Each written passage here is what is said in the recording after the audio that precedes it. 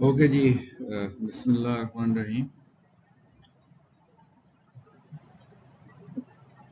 तुम में से हर कोई नेगहबान और निगरान है, हर एक से उसकी रईयत और रियाया जिनकी निगरानी दी गई हो के बारे में पूछा जाएगा। मर्द अपने अहल का निगरान है और क़यामत के दिन उससे उनके बारे में पूछा जाएगा। ये जनाब सही बुखारी की हदीस है, इसलिए इस चीज़ का भी ध्यान रखने की ज़रूरत है कि जो हमारे डिपेंडेंट्स हैं उनकी नज़र रखनी हमारे लिए ज़रूरी है।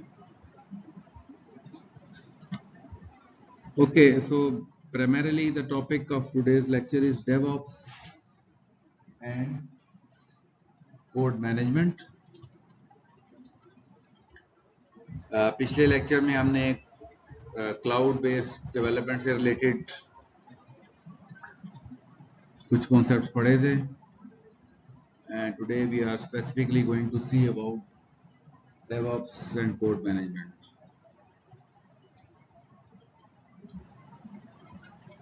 So this is going to be the sequence: introduction, code management, DevOps automation, DevOps measurement, microservices, and then finally we'll summarize it.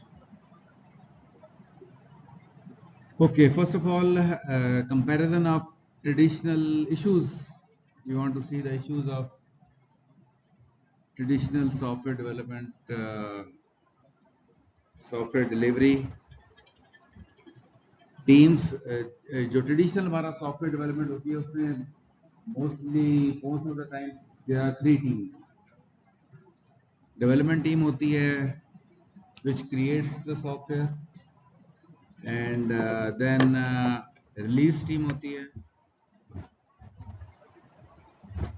which builds, tests, जो फाइनल इंटीग्रेशन टेस्टिंग होती है वो रिलीज टीम करती है, और उसके बाद कस्टमर की जो है एक्सेप्टेंस टेस्टिंग वो भी रिलीज टीम करती है। फिर उसकी डॉक्यूमेंटेशन बनाती है जो कस्टमर के लिए हेल्प फाइल वगैरह हो सकती हैं, उसको फाइनलाइज करती है, और देन उसको जो डिप्लॉय करना होता है कस्टमर प्रेमिसेस पे वो काम भी रिलीज टीम करती है। और उसके बाद तीसरी टीम आ जाती है which is called support team, और जो सपोर्ट टीम होती है इट प्रोवाइड्स, जब एक दफ़ा डिप्लॉय हो गया सॉफ्टवेयर तो फिर सॉफ्टवेयर मेंटेनेंस फेज में आ जाता है। तो मेंटेनेंस फेज में फिर सपोर्ट टीम का काम शुरू हो जाता है। डे टू डे जो उनकी कोई बग्स आ रहे हैं, एरर्स आ रही हैं, डे टू डे रूटीन्स के इश्यूज हैं, वो सारी सपोर्ट टीम उसको देखती है। इन केस कोई एक्चुअली सॉफ्टवेयर में कोई चेंज की रिक्वायरमेंट आ जाए, जनरली तो ऑपरेशनल इश्यूज होते हैं कि जी मेरा सॉफ्टवेयर इंस्टॉल नहीं हो रहा, यहाँ पे इंस्टॉल कर दें, वो मेरे नेटवर्क के मसले आ गए हैं वो ठीक कर दें, इस तरह के मामला जनरली सपोर्ट टीम देख रही होती है। लेकिन है कि सॉफ्टवेयर में कोई बग भी आ सकता है। इन केस कोई सॉफ्टवेयर में चेंजेस की रिक्वायरमेंट है तो सपोर्ट टीम वो नहीं करेगी, it will send back the request to the development team, और फिर डेवलपमेंट टीम वो काम करेगी और फिर रिलीज वाले उसको उसकी नोक बलक दुरुस्त करेंगे डिप्लॉयमेंट पॉइंट ऑफ व्यू से, और फिर सपोर्ट टीम चीज़ें डिप्लॉय होंगी। तो जो टिपिकल सिस्टम चलता है traditional software development life cycle में, उसमें 3 टीम्स इन्वॉल्व है, और इसमें जो की पॉइंट्स हैं these are 3 की points. First one is sequential hand of between the teams, यानी कि डेवलपमेंट टीम अपना काम करके पूरे का पूरा सॉफ्टवेयर जो है उसके डिलीवरेबल्स रिलीज टीम के हवाले कर देती है, और रिलीज टीम पूरी डिप्लॉयमेंट्स करके और उसके बाद फिर सारे मामलात सपोर्ट टीम के हवाले कर देती है। तो this is what is called sequential hand of between the teams. Secondly क्या होता है इसमें कि डेवलपमेंट में हैंडल चेंजेस और a separate maintenance team exist. तो जो चेंजेस अगर सॉफ्टवेयर में आएंगी तो वो most of the time development team कर रही होती है, या फिर अलग से कोई मेंटेनेंस की टीम हम डिप्लॉय करते हैं वो कर रही होती है। सपोर्ट वाले नहीं करते, सपोर्ट वालों का जनरली और तरह की कैपेबिलिटीज होती हैं तो वो नहीं कर रहे होते। तो इसका मतलब फिर या तो एक चौथी टीम बीच में इनकॉर्पोरेट करेंगे मेंटेनेंस टीम के नाम से, या फिर अब डेवलपमेंट टीम ही ये वाला काम करेगी। सो siloed responsibilities lead to communication gap and slower release cycle। अब क्योंकि तीनों टीमें सेपरेट हैं, हर एक का अपना अपना काम है, तो उनमें फिर कम्युनिकेशन गैप भी आ जाता है, जिसकी वजह से आपस में कम्युनिकेट करने में मिसकम्युनिकेशन हो सकती है, डिलेज आ सकते हैं कम्युनिकेशन में। तो अल्टीमेटली ये होता है कि अगर कोई नई अपडेट आनी है तो वो फिर काफ़ी वो प्रोसेस स्लो हो जाता है। तो आप बहुत रैपिडली, बहुत जल्दी जल्दी कोई अपडेट्स नहीं दे सकते। तो this is what graphically it is depicted. Again you can see with the in the rectangles there is a development team, release team and a support team। Development team क्या कर रही है कि वो सॉफ्टवेयर को यूनिट टेस्टिंग वगैरह जो होती है वो डिप्लॉयमेंट टीम करती है और रिलीज के लिए रेडी करती है, उसके बाद रिलीज टीम के हवाले कर देती है। फिर बाकी डिप्लॉयमेंट सॉफ्टवेयर की जो होगी और बाकी जो यूजर रिलेटेड टेस्टिंग होगी, एक्सेप्टेंस टेस्टिंग, वो रिलीज टीम करेगी। Then it will be handed over to the support team. अब सपोर्ट टीम को इन केस अगर कोई सॉफ्टवेयर में चेंजेस से रिलेटेड कोई प्रॉब्लम्स आएंगी या बग्स आएंगे तो they are going to report back to the development team, और फिर सपोर्ट टीम तक वो चेंजेस इनकॉर्पोरेट होने में फिर रिलीज टीम आएगी बीच में और फिर सपोर्ट टीम आएगी। So this how the cycle works in traditional softwares। On the other hand, DevOps was primarily introduced by Amazon। This idea was introduced by Amazon। What they did, they created a service oriented model। Service oriented model का मतलब ये हुआ कि उन्होंने हर जो functionality है उसको किसी सर्विस के अंदर डाला। तो सर्विस ओरिएंटेड साइकिल में भी क्रिएट वेरियस सर्विसेज। फंक्शनैलिटी आपकी इस सेटअप सिंगल मोनोलिथिक एप्लीकेशन, जो कि एक सिंगल बड़ी एप्लीकेशन हो, उसके बजाय आप क्या करते हैं, उसको एप्लीकेशन को ब्रेक करते हैं डिफरेंट सर्विसेज। ये सर्विसेज एक सर्वर पे भी डिप्लॉयड हो सकती है और मल्टीपल सर्वर्स पे डिप्लॉयड हो सकती है। लेकिन ये चीज आसान उसी वक्त होती है जब क्लाउड एनवायरनमेंट, जब जहाँ पे SaaS service as a software as a service आपको जो आपका इंफ्रास्ट्रक्चर है उसको सपोर्ट करना होगा, फिर आप सर्विस ओरिएंटेड जो एप्लीकेशन डेवलपमेंट है वो कर सकते हैं। अमेज़न ने किया क्योंकि क्लाउड के पहले माइनियर है, तो they were in a position to create service oriented applications। तो इन्होंने फिर ये जब सर्विस ओरिएंटेड मॉडल इंट्रोड्यूस किया तो साथ ही उन्होंने एक ये चीज इंट्रोड्यूस की कि ये जितनी भी सर्विसेज होंगी, जो सर्विस बनाएगा वही उसकी सपोर्ट मिलेगा। यानी कि सर्विस के डेवलपर, सर्विस के रिलीज करने वाले और सर्विस के सपोर्ट देने वाले को एक ही टीम होगी। वहां से टर्न पॉइंट हुई थी डेवलपमेंट प्लस ऑपरेशन।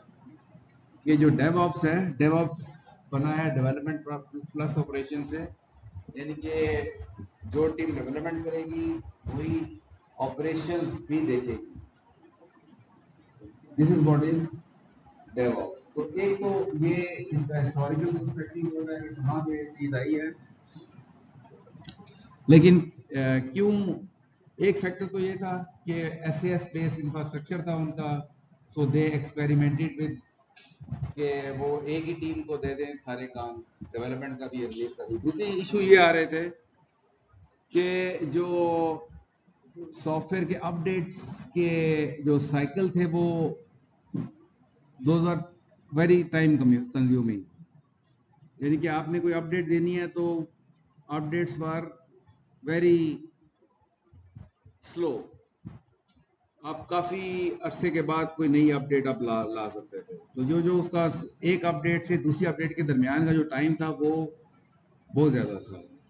तो they wanted to reduce this time, update to और अपडेट के दरमियान में जो टाइम है उसको कम करना चाह रहे थे। तो दे सा के जो traditional software development life cycle है, जिसमें जब सेपरेट टीम बनाते हैं तो देन उसमें एक बॉटलनेक्स आ जाता है। Although they are using agile development approach, और एजाइल डेवलपमेंट में भी ये होता है कि आपको हर वीकली या 2 हफ्ते बाद आपको रिलीज इशू करनी पड़ती हैं एजाइल डेवलपमेंट लाइफ साइकिल में। लेकिन यह है कि वो जो है रिलीज भी that was sort of bottleneck, क्योंकि आप रैपिडली रिलीज करना चाह रहे थे, क्योंकि इन्वायरमेंट थी, कहीं आपने एक्चुअली सॉफ्टवेयर कहीं फ्लॉपी बना के या अपनी फिजिकली उसके ऊपर डिस्क के ऊपर सेव करके हो गया, आपने भेजना तो नहीं है, सारी अपडेट यहीं पे हो रही है, यूजर भी यही यूज कर रहे हैं, तो that was very much required कि हमारा जो अपडेट करने का प्रोसेस है वो हमारा रैपिड हो जाए। तो ट्रेडिशनल सॉफ्टवेयर डेवलपमेंट में जो बॉटलनेक आ रहे थे, that was also one of the reason जिसकी वजह से डेवऑप्स को इंट्रोड्यूस किया गया था।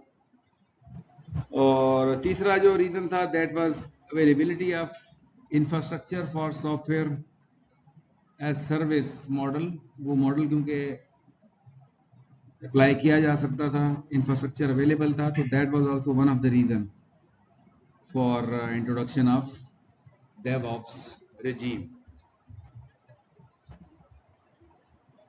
तो कहते क्या है, हम हमें कहते हैं कि जी डेवऑप्स में क्या होता है कि डेवलपमेंट, डिप्लॉयमेंट, सपोर्ट, तीनों काम आपके एक ही टीम कर रही होती है। टीम आप इस तरह की बनाते हैं जो कि मल्टी स्किल टीम होती है, यानी कि उनके पास डिप्लॉयमेंट का एक्सपीरियंस होता है, डेवलपमेंट का एक्सपीरियंस भी होता है, उनमें से टीम के अंदर ऐसे एक्सपीरियंस वाले लोग भी होते हैं, और सपोर्ट देने वाले जो लोग होंगे इस तरह के लोग भी होंगे। तो एक मल्टी स्किल टीम बनाई जाती है, then they start working on a project. वो ये समझ लें कि उस प्रोजेक्ट को जब शुरू करते हैं तो फिर उन्हें पता होता है कि ये प्रोजेक्ट फिर अब हम बनाना नहीं है, साथ साथ चलाना भी है, हमने इसको कंटिन्यूस लेके चलना है। तो कंटिन्यूस जब आपने सपोर्ट भी देनी हो तो आपका डेवलपमेंट का माइंडसेट भी डिफरेंट होता है।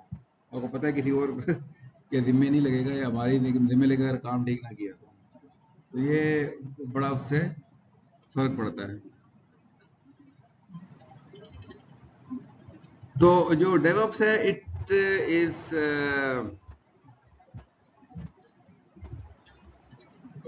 based on 3 principles.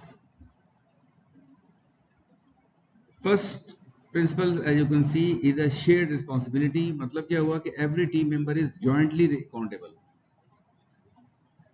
for the whole project। सबकी ज्वाइंट जिम्मेदारी होगी, कोई ये नहीं कहेगा कि ये मैंने नहीं करना, ये मेरा काम नहीं है। इसका मतलब है कि they have to work in collaboration, दूसरे उसको पता होना चाहिए दूसरा क्या कर रहा है, एक दूसरे का भी आपको आइडिया होना चाहिए, और जो आपकी अपनी स्पेशल एक्सपर्टीज है किसी साइड की, वो भी आपकी साथ होंगी। So every team member is jointly accountable for entire software life cycle from development to delivery and support. एक तो ये एक बुनियादी प्रिंसिपल है डेवऑप्स का। दूसरा प्रिंसिपल ये है कि ऑटोमेट एवरीथिंग पॉसिबल। जो भी काम आपने करना है कोशिश करें कि मैनुअल काम कोई ना हो, हर चीज ऑटोमेट की जाए, क्योंकि ऑटोमेशन करेंगे तो उससे आपका जो जो आप चाह रहे हैं कि रैपिडली आपके सारे एक्टिविटीज हों, those activities will be possible. So that's why you try to minimize the manual intervention by automating all physical aspects of testing, deployment and support. तो आमतौर से जो ऑटोमेशन करते हैं इसके लिए बहुत से टूल्स अवेलेबल हैं और उन टूल्स प्राइमरीली ये कर रहे होते हैं वो स्क्रिप्ट उन टूल्स में लिख सकते हैं हम। तो टेस्टिंग के भी स्क्रिप्ट होंगे अगर होते ही हैं, डिप्लॉयमेंट के भी स्क्रिप्ट होंगे और सपोर्ट देनी अगर आपने तो उसके भी सपोर्ट के लिए फिर मॉनिटरिंग बीच में आ जाती है, उसके भी स्क्रिप्ट होते हैं। तो आपको पूरा एक ऑटोमेटेड इन्वायरमेंट क्रिएट की जाती है। तो जितनी बेहतर आपकी ऑटोमेशन होगी उतना आपके लिए काम एफिशिएंट होगा।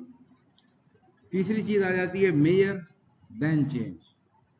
तो इसी ऑटोमेशन में हम ये करते हैं कि मुख्तलिफ किस्म के जो हमारे प्रोसेसेस होते हैं, कस्टमर लॉग इन कर रहा है, कस्टमर के हमारा जो सिस्टम है उसकी परफॉर्मेंस कैसी है, कोई डिलेज तो नहीं आ रहे, हर चीज़ को हम अकॉर्डिंग टू सम मैट्रिसेस हम क्या करते हैं मेजर कर रहे होते हैं और उस मेजरमेंट से हम डिफरेंट एनालिसिस करते हैं और बेस्ड ऑन दैट इन्फॉर्म्ड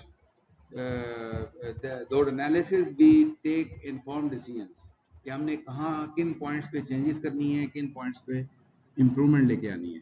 तो मेजर करना मुख्तलिफ तरह के डेटा को, तो डेटा को मेजर करने से मतलब उसको कलेक्ट करने का पूरा एक ऑटोमेटेड प्रोसेस होना चाहिए, उसके एनालिसिस के लिए प्रॉपर डैशबोर्ड होने चाहिए, कोई नोटिफिकेशन मैकेनिज्म होने चाहिए। तो ये सारी चीज़ें जो हैं वो हमें हेल्प करती हैं to correctly measure our statistics about the application, and then we take informed decisions of changing or improving something which is required.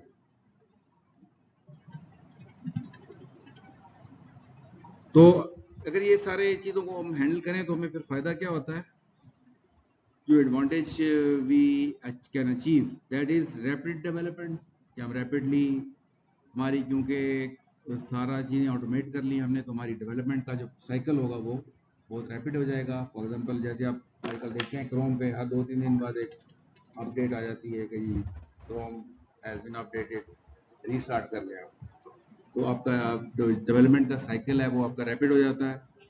फिर आपके जो है आप बहुत छोटी छोटी और रिलीजेस इशू कर रहे होते हैं, तो फिजिकली तो शिप करनी ही नहीं है एप्लीकेशन, आपने यूजर को ये कहना है क्लिक करें और रीस्टार्ट कर लें एप्लीकेशन। तो छोटी छोटी रिलीजेस होती हैं, छोटी छोटी रिलीजेस में आपके फेलियर्स के और बग्स के चांसेस भी कम हो जाते हैं, क्योंकि आपकी कोड बेस छोटी है जो चेंज किया आपने, तो उसकी वजह से आपका जो रिस्क ऑफ फेलियर है वो भी कम हो जाता है। और तीसरी चीज है फास्टर रिकवरी। इन केस कोई इशू आ जाता है तो क्योंकि आपकी सारा मामला ऑटोमेटेड है, आपकी मेजरमेंट्स हो रही हैं, आपको इमीडिएटली पता चल जाएगा कि जी कहाँ पे किस एरिया में कोई इशू आया है, या कोई फॉर एग्जांपल सर्विसेज भी बहुत सारी हैं, हो सकता है कोई एक सर्विस डाउन हो गई है, हम सर्विसेज मुख्तलिफ सर्वर्स पे होती है, एक सर्वर पे नहीं, तो एक सिंगल पॉइंट ऑफ फेलियर नहीं है। तो एक सर्विस डाउन होगी तो हमें पता होगा अच्छा जी मेरी 100 सर्विसेज यहाँ से एक या 2 डाउन होगी, पर्टिकुलर एरिया को अप्रोच करना और उसको क्रैक करना वो आपके लिए ज़्यादा आसान हो जाता है। तो आप you can easily and in a fast way you can recover your application. और दिस इज़ द रीज़न आपके जो डेवलपर टीम होती है उनकी प्रोडक्टिविटी भी फिर ज़्यादा हो जाती है, क्योंकि हर चीज़ सिंक्रोनाइज चल रही है, ऑटोमेटेड चल रही है। So you will find happier and more engaged team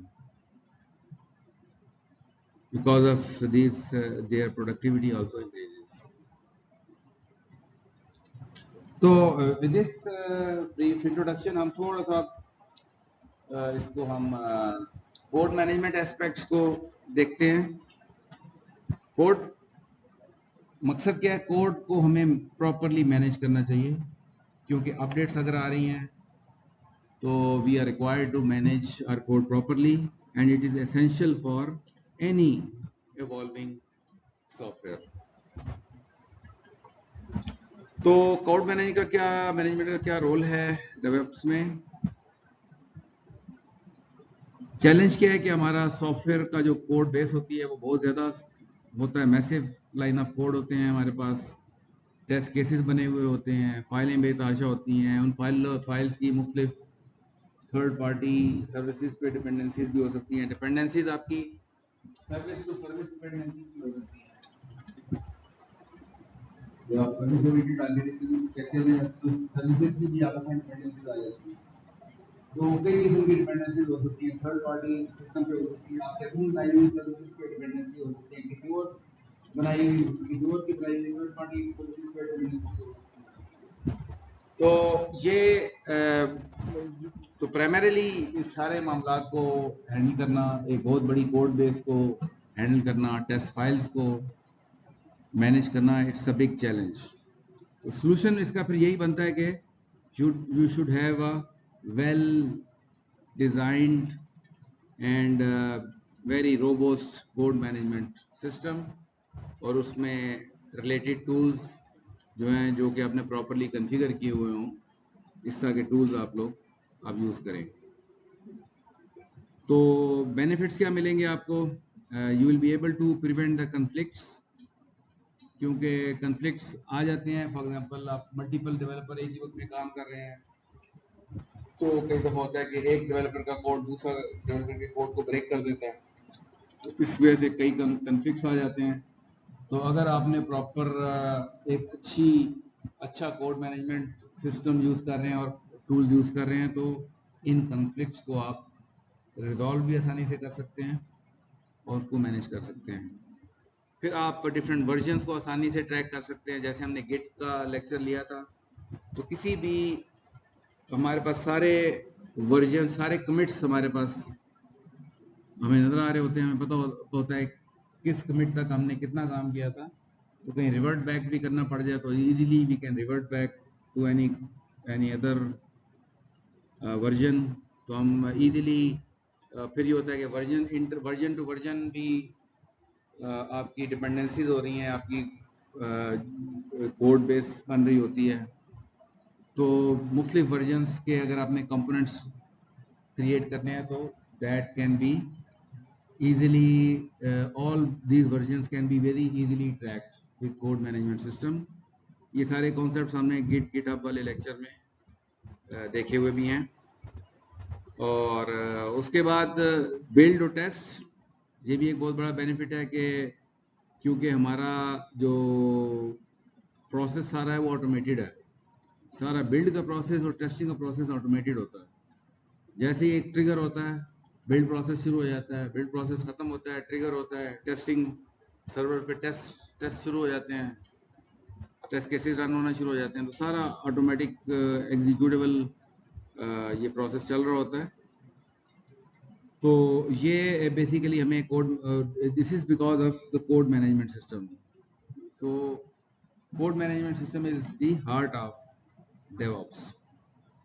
In companies that use DevOps, a modern code management system is fundamental.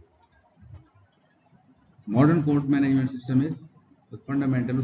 उसके ऊपर पूरा DevOps का इकोसिस्टम खड़ा होता है, और you are able to automate these things। DevOps automation and measurement tools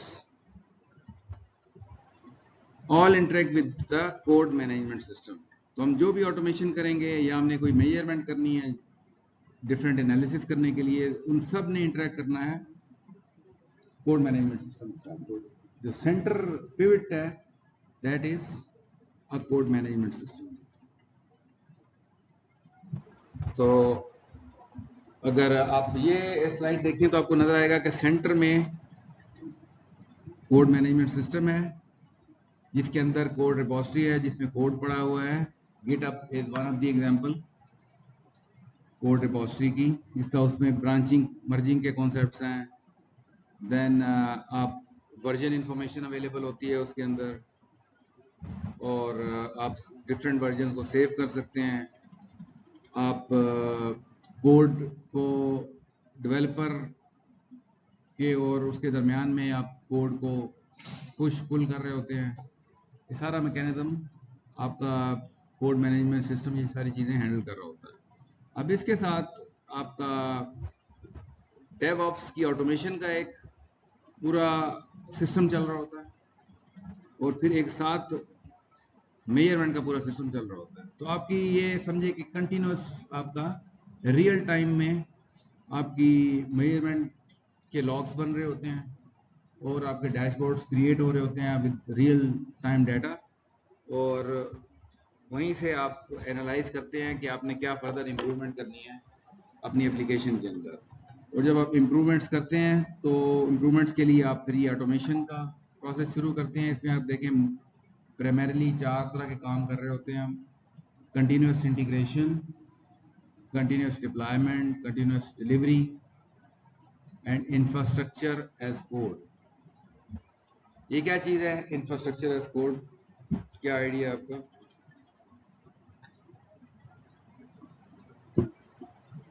ये हमने थोड़ा सा वैसे पिछले लेक्चर में डिस्कस किया था, जो क्लाउड वाला पढ़ा था हमने।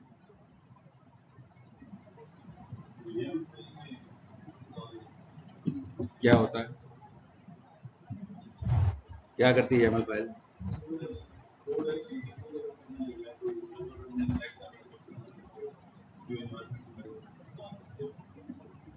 सर्वर सेलेक्ट करना है कि क्रिएट करना है, पूरा इंफ्रास्ट्रक्चर क्रिएट कर देता है। फॉर एग्जाम्पल आपने वर्चुअल सर्वर्स, ये स्क्रिप्ट्स होते हैं बेसिकली, जो पूरा का वो स्क्रिप्ट पे पूरा लिखा होता है क्या इंफ्रास्ट्रक्चर चाहिए इसको एप्लीकेशन को रन होने के लिए। जैसे ही स्क्रिप्ट रन करते हैं पूरा इंफ्रास्ट्रक्चर पहले क्रिएट हो जाता है। सर्वर हो सकते हैं, रैम हो सकती है, ठीक है, आपके सीपीयूज कितने चाहिए आपको, किस जगह पे इमेज डिप्लॉय होगी सर्वर की, इस तरह की इंफॉर्मेशन सारी उसके अंदर आ जाती है। अब इसका फायदा क्या होता है कि आपके पास पूरा स्क्रिप्ट लिखा है, यानी आप you can evaluate your script any time. आपको पता है कि मेरा जो इंफ्रास्ट्रक्चर है स्क्रिप्ट के मुताबिक है, और अगर आपको वैसे इंफ्रास्ट्रक्चर करना हो तो आपके पास आंखों के सामने तो कुछ भी नहीं है, आप चीज़ें कॉन्फ़िगर कर रहे हैं, कोई चीज़ इधर फिजिकल सर्वर करने हैं तो अब दूसरी जगहों पे चीज़ें जाके आप चीज़ें कॉन्फ़िगर कर रहे होते हैं। जबकि यहाँ पे कॉन्फ़िगरेशन एक फाइल में लिखी हुई है, फाइल में लिखी है, वही में चेंजेस करेंगे, दोबारा रन कर देंगे तो आपका स्ट्रक्चर चेंज हो जाएगा। तो बहुत बड़ी है ज़बरदस्त किस्म का ये इन्वायरमेंट बन जाती है कि आप इंफ्रास्ट्रक्चर आपके अपने कंट्रोल में है। जहाँ इम्प्रूवमेंट करनी है स्क्रिप्ट में मॉडिफिकेशन करें और दोबारा रन कर दें। और नीचे मेजरमेंट में आप देखते हैं कलेक्शन का प्रोसेस है, रिपोर्ट जनरेशन है, जितना कोड बेस पड़ी है इससे रिपोर्ट जनरेट हो रही है, उसकी पे एनालिसिस हो रही है, और ये सारा प्रोसेस चल रहा है।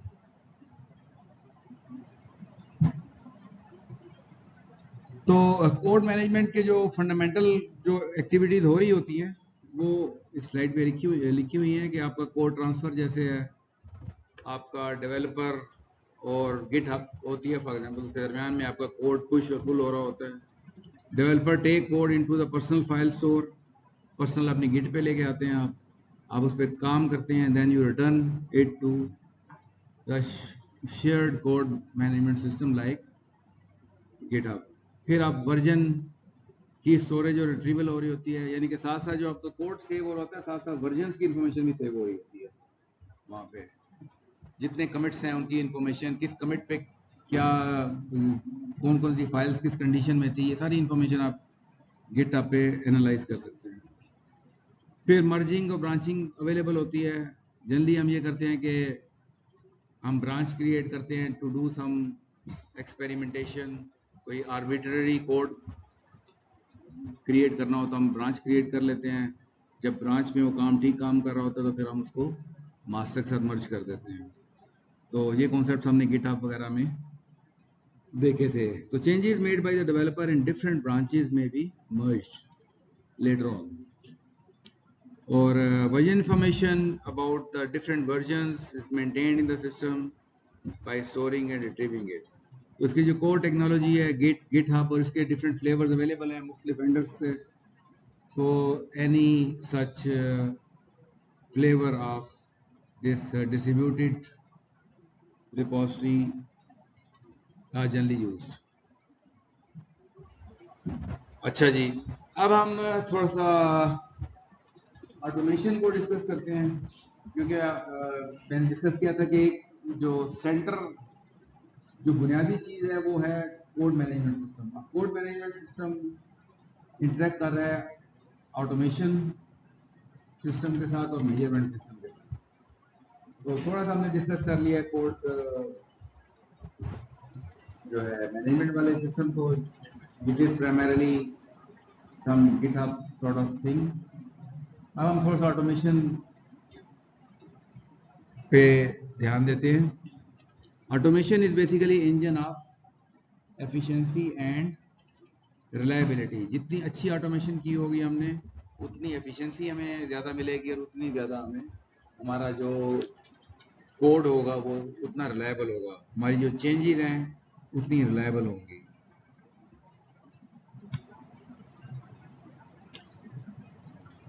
तो डेवऑप्स का कॉन्सेप्ट जब से आया है, तो क्योंकि ऑटोमेशन असल में चीज़ है, तो ऑटोमेशन का means you need some tools. तो आपको नजर आएगा कि बहुत से वेंडर्स की तरफ से कई किस्म के टूल्स डेवलप किए गए हैं। कुछ कैटेगरीज भी अब बन गई हैं, और उन within those categories you will find various kind of tools. तो अगर हम कैटेगरीज देखें तो CI/CD continuous integration, continuous development को अचीव करने के लिए there are few tools, famous tools like Jenkin, Travis CI, TeamCity. These are name of the tools which help in achieving continuous integration and continuous development. फिर configuration management के लिए आपको कुछ tool नज़र आ रहे हैं, Puppet, Chef, Ansible and CF Engine। ये tools हैं जो कि कॉन्फ़िगरेशन मैनेजमेंट को आप ऑटोमेट करने के लिए यूज होते हैं। फिर ऑर्केस्ट्रेशन, ऑर्केस्ट्रेशन में आपको कुछ टूल्स के नाम नजर आ रहे हैं, Kubernetes, Docker Swarm and Nomad। Orchestration क्या होता है?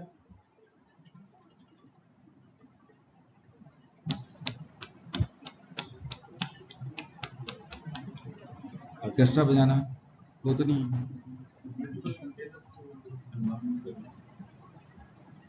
yes. असल में देखें, ये सर्विसेज डिफरेंट बनी हुई हैं। अब इन सर्विसेज में इंटरेक्ट आपस में कैसे करना है, तो आप एक हायर लेवल पे एक वर्कफ्लो बनाते हैं। आप कहते हैं जो S1 है, S1 पे send this data to S3, S3 जो अपनी आउटपुट है वो S2 को भेजेगी, S2 अपनी आउटपुट S4 को भेजेगी। मे बी यहाँ पे कोई डिसीजन स्टेटमेंट हो सकती है कि अगर वो कंडीशन फॉल्स होती है तो S3 को डेटा जाएगा, और अगर कंडीशन ट्रू होती है तो डेटा डायरेक्टली S2 को जाएगा। तो पूरा एक वर्कफ्लो आप क्रिएट कर सकते हैं with the help of this all services. सारी सर्विसेज मिलकर एक्चुअली ओवरऑल एक पूरा फ्लो बनाती हैं, एक लोकेशन पे आ रही है। तो ये बेसिकली आप ये समझ लें कि अगर ये सर्विसेज आपकी डॉकर्स में क्रिएट की हुई है, तो उसका जो वर्कफ्लो क्रिएट करने वाली एनवायरनमेंट है that will be created by Kubernetes। In services को ने कैसे आपस में इंटरेक्ट करना है, इन सर्विसेज हैं सेपरेटली डिप्लॉयड, लेकिन आमतौर से होता है सर्विसेज रेस्ट एपीआई के जरिए कम्युनिकेट करते हैं। सर्विसेज रेस्ट एपीआई के जरिए कम्युनिकेट करेंगे। रेस्ट एपीआई का मतलब ये होता है कि आपने HTTP प्रोटोकॉल यूज करना है। HTTP प्रोटोकॉल यूज करने का क्या मतलब होता है? HTTP प्रोटोकॉल यूज करने का मतलब ये है कि आप URL में HTTP के आप क्या करते हैं, वो पाथ लिखते हैं। आप कहते हैं कि जी कस्टमर HTTP कस्टमर जो भी आपका एड्रेस है, /customer/, 1 2 3 आप कहते हैं गेट पोस्ट, ठीक है, उसका 4 होते हैं जो यूज करते हैं, गेट पोस्ट, रीड, रीड होता है ये रीड करने के लिए होगा, ये गेट रीड करने के लिए, एक अपडेट के लिए होगा, एक अपडेट का होगा, वही जो कर्ड ऑपरेशन है ना, जो कर्ड ऑपरेशन है वही सारे यहाँ पे हो गए। Get is for read, post is for insert, ये इंसर्ट की एक अपडेट होता है और एक होता है कि डिलीवरी में वीडियो, तो 4 ऑपरेशन होते हैं जो एचटीटीपी के ऑपरेशन, ये ऑपरेशन आप यूज करके बहुत सारा काम सारा। तो अगर इस सर्विस को कोई मैसेज भेजे नहीं, 4 में कोई काम करना होगा, इन 4 में कोई काम करना होगा, रीड करना होगा या कुछ इंसर्ट करना होगा या कुछ कंप्लीट करना होगा, तो इसमें से कोई एक ऑपरेशन को रेस्ट ने क्लियर करना होता है जो गेट ऑपरेशन इस पे इन्वॉल्व करता है। तो ये आपका पूरा एचटीटीपी की वो स्ट्रीम बनेगी इस तरीके से और इसको जल्दी वो उसके बाद आप ऑपरेशन करेगा और उसको वैल्यू रिटर्न करेगा, गेट वैल्यू तो इट विल प्रोवाइड एसओ। तो इसका फायदा क्या है कि ये सर्विसेज आप किसी भी लैंग्वेज में लिख सकते हैं, जावास्क्रिप्ट में लिख सकते हैं, ठीक है, आप उसका फ्रेमवर्क यूज कर सकते हैं, आप पाइथन में लिख सकते हैं, जावा में लिख सकते हैं, सर्विस किसी में भी लिख सकते हैं। सर्विस नहीं, क्योंकि ये स्टैंडर्ड मेथड यूज कर रहे हैं, तो किसी भी लैंग्वेज में लिखी हुई सर्विस को कोई और लैंग्वेज में लिखी हुई सर्विस कॉल कर सकती है, उसके साथ कम्युनिकेट कर सकती है, वजह कि ये एचटीटीपी प्रोटोकॉल यूज कर रहे हैं। This is what is rest API. तो आमतौर पर जो माइक्रो सर्विसेज होती है वो कम्युनिकेट कर रही होती हैं ऑन रेस्ट प्रोटोकॉल, रेस्ट जो है ना उस पे कर रहे होते हैं, बेसिकली जो एचटीटीपी प्रोटोकॉल होता है। तो ये इसका फायदा ये भी होता है कि आपकी सर्विस किसी और सर्वर पे हो सकती है, ये किसी और सर्वर पे होती है, क्योंकि आपने तो बेसिकली यूआरएल पास करना है, अपनी यूआरएल पास करना है, उसमें आपको रिप्लाई में जो भी डेटा देना है दे देगा या अपने अपडेट करना है। तो अब सर्विसेज दूसरी जगहों पे डिप्लॉयड है, अब सर्विस में किस ऑर्डर में एक दूसरे के साथ कम्युनिकेट करना है, that order is defined by high level orchestration software. One of the example of orchestration software is Kubernetes. दूसरा आपको एक नजर आ रही है नाम इसका डॉकर स्वॉर्म, फिर nomad.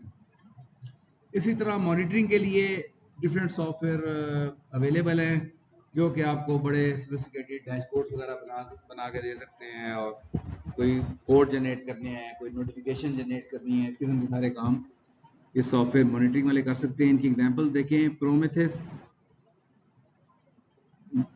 Grafana, datalog, new relic. फिर क्लाउड प्लेटफॉर्म्स हैं, ऑब्वियसली ये जो डेवऑप्स इन्वायरमेंट आप क्लाउड पे ही क्रिएट कर सकते हैं, तो स्टैंडर्ड जो अभी चल रहे हैं AWS, Azure, Google Cloud, these are the top 3 cloud platform providers। फिर वर्चुअलाइजेशन अगर आपने क्रिएट करनी है तो उसमें कुछ वेंडर्स अवेलेबल हैं, VMware, VirtualBox is from Oracle और Hyper-V। तो ये बेसिकली आपका जो Hyper-V फ्रॉम माइक्रोसॉफ्ट। तो हाइपरवाइजर जो आप क्रिएट करते हैं वो Hyper-V उसके जरिए आप क्रिएट कर सकते हैं फॉर क्रिएटिंग वर्चुअल मशीन्स। फिर आप वर्चुअल मशीन बेस्ड डेवलपमेंट भी कर सकते हैं और कंटेनर बेस्ड डेवलपमेंट भी कर सकते हैं। अगर आप कंटेनराइजेशन करना चाहते हैं तो फिर उसमें Docker is now leading standard, और उसके साथ ऑर्केस्ट्रेशन करनी है तो कुबरनेटिस यहाँ भी लिखा हुआ नजर आ रहा है आपको। तो टूल्स को सीख लेना, टूल्स को यूज करना सीख लेना काफी नहीं है।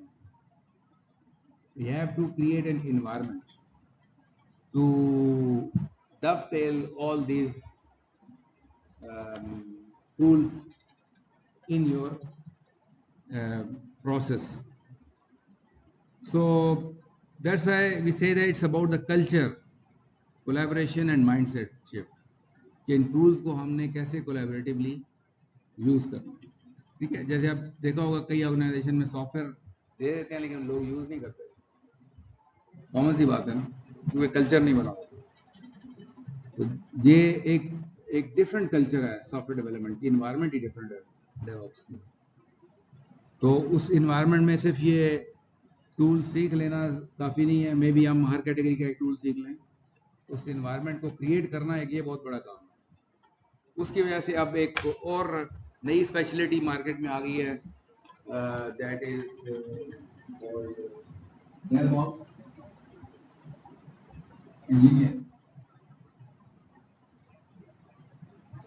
ओरिजिनल कॉन्सेप्ट ये था कि एक ही टीम हो जो कि सारे ऑपरेशंस करे, लेकिन कुछ ऑर्गेनाइजेशन में वो प्रोसेस इतनी बड़ी बड़ी एप्लीकेशन बन चुकी हैं उनकी कि जो प्रोसेसेस हैं वो टूल्स को यूज करने वाले उनकी जो टूल्स यूज करेंगे इन्वायरमेंट क्रिएट होगी, वो जो स्पेशलाइज्ड काम होते हैं कि हमारे टूल्स को यूज करना भी एक बनने वाला है। प्लस नई फैसिलिटी पर लार्ज ऑर्गेनाइजेशन ये होती है कि ये नॉट एक्चुअल डेवलपर, ये टूल को कंसीडर करना और इस हालत में रखना कि हर लोग ठीक काम कर रहा है और ठीक आउटपुट दे रहा है, और अगर उसमें कोई इशू है तो इन्वॉल्व को रिमूव करने को होगा कि इन सारे सॉफ्टवेयर को चलाने वाली नई अपॉइंटमेंट क्रिएट होनी शुरू होती है, designation in large organisations, that is known as DevOps।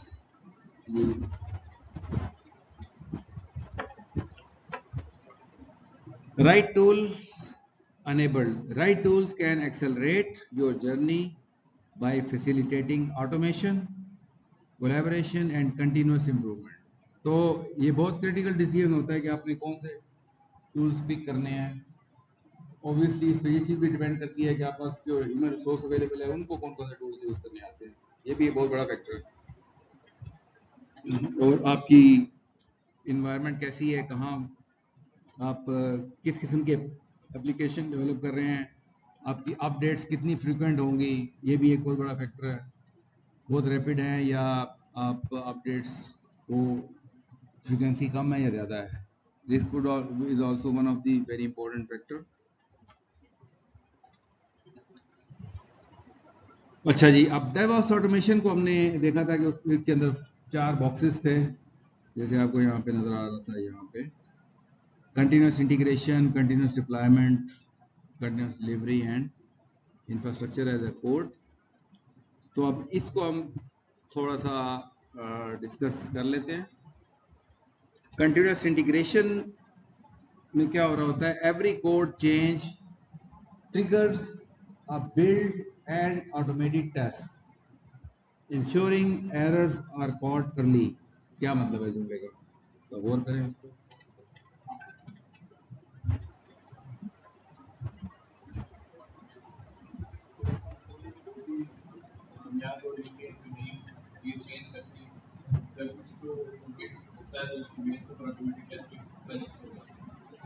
Test की बेसिस पर आपको रिपोर्ट्स आ जाते हैं, कोई डेवलपमेंट से पहले जो एरर आता है तो टेस्ट वगैरह आप शुरू कर देते हैं। तो बेसिकली आपका ऑटोमेशन के अंदर है चीज का मतलब है कि ये चारों काम हमने ऑटोमेट करना है, इंटीग्रेशन को ऑटोमेट करना है, डिलीवरी को ऑटोमेट करना है, डिप्लॉयमेंट को ऑटोमेट करना है। आप इंटीग्रेशन का क्या मतलब है कि आप मुख्तलिफ डेवलपर्स ने काम किया है तो उस काम में इकट्ठा होके और फिर आपकी कोई कोड बेस तैयार होनी है तो उस चीज़ में आ जाएंगी। It should B automated, manual नहीं होना चाहिए। तो फिर हम उसको कहेंगे कंटिन्यूस इंटीग्रेशन है। जैसे ही किसी ने कोई अपडेट दी उसी वक्त टेस्ट रन होंगे और उसी वक्त वो सारा कोड टेस्ट होगा कि जो नई अपडेट आई है उसकी वजह से कोई टेस्ट ब्रेक तो नहीं हो रहा। ठीक है, टेस्ट केस ब्रेक हो जाते हैं, नई अपडेट आई for example test case break हो रहा है तो आपको फेल तो नहीं हो रहा कोई टेस्ट केस। ये बेसिकली ऑटोमेटेड टेस्ट ऑलरेडी जो लिखे होते हैं वो रन हो जाते हैं। उसमें सिर्फ ये देखना होता है कि सारे टेस्ट केस पास हो रहे हैं कि नहीं हो रहे जो ऑलरेडी लिखे हुए हैं। अगर सारे टेस्ट केस पास हो रहे हैं ठीक है, नहीं पास हो रहे तो जो टेस्ट केस फेल हो रहा है उसकी रिपोर्ट जनरेट हो जाएगी और वो आ जाएगी आपका जो भी रिस्पॉन्सिबल होगा CI का, वो देखेगा कौन सा टेस्ट फेल हुआ है और उस पर फिर फर्दर एक्शन करके उसको पास करने की कोशिश करेंगे। फिर जो अगली चीज है वो है दैट इज कंटिन्यूस डिलीवरी। अच्छा, कंटिन्यूस डिलीवरी इट इज, हम ये करते हैं कि अपना प्रोसेस को स्पीड अप करने के लिए हमने एक रेप्लिका सर्वर बनाया होता है या रेप्लिका प्रोडक्शन एनवायरनमेंट क्रिएट की होती है। तो हम पहले एक दफा उस पर डिप्लॉय करके देखते हैं, ठीक है। हम उस पर रेप्लिका एनवायरनमेंट क्रिएट करते हैं जो एक्चुअल प्रोडक्शन की बिल्कुल रेप्लिका होता है, लेकिन हम क्या करते हैं पहले हम उस पर डिप्लॉय करते हैं। रेप्लिका सर्वर पर डिप्लॉयमेंट को हम डिलीवरी कहते हैं, कंटिन्यूस डिलीवरी। अगर वो पास कर गया फिर हमारे पास वो कॉन्फिडेंस बढ़ जाता है हमारा कि यहाँ पास हो गया तो अब तो स्ट्रेट अवे हम प्रोडक्शन एनवायरनमेंट में लेके जा सकते हैं। तो ये एक समझ एक तरह का मिडिल स्टेप आ जाता है। Software is automatically deployed to the staging environment. Staging mean middle environment, जैसे गिट के अंदर भी होती है। Replica of the production for thorough testing and validation. यहाँ पे आप खुला टाइम लगाते हैं, थॉरोली उसको लिहाज से टेस्ट करते हैं, जो टेस्ट फेल हो रहे हैं उनको हम पास करते हैं और सारे टेस्ट केसेस को हम क्लियर करते हैं। Successful changes in the staging are automatically released. जैसे ही सारे टेस्ट केस पास हुए वो ऑटोमेटिकली फिर अगले लेवल पे चला जाएगा जो कि प्रोडक्शन सर्वर्स होंगे। तो प्रोडक्शन सर्वर पे डिप्लॉयमेंट को एक्चुअल कंटिन्यूस डिप्लॉयमेंट कहते हैं। तो changes in the staging area are automatically released to production, making new features available to users rapidly. तो एक तीसरी चीज होगी ऑटोमेशन की। चौथी क्या है? इंफ्रास्ट्रक्चर एज अ कोड, जो पहले भी थोड़ा सा मैंने डिस्कस किया है। इंफ्रास्ट्रक्चर जब हम बात करते हैं it means we are talking about servers, networks, firewalls, routers. It is defined in a code. Infrastructure is defined in a code, allowing easy replication and management. तो क्योंकि आपका रेप्लिकेशन करना भी आसान है, कोड लिखा हुआ आपके पास, उसी कोड के अंदर आप कहते हैं जी इसके इतने रेप्लिका क्रिएट कर दें, तो एक लाइन में आप लिख देंगे रेप्लिका 2, रेप्लिका 3, रेप्लिका 4, इतने रेप्लिका क्रिएट हो जाएंगे। तो बहुत ही एक सोफिस्टिकेटेड इन्वायरमेंट बन जाती है। और ये जादू जो करते हैं वो टूल्स एनसिप, टेराफॉर्म, ये टूल बड़े पॉपुलर टूल्स हैं जो काम कोड इन टूल्स का जो सिंटैक्स है उसमें आप you can define code, defined models आप क्रिएट करते हैं to provision and configure environment consistently.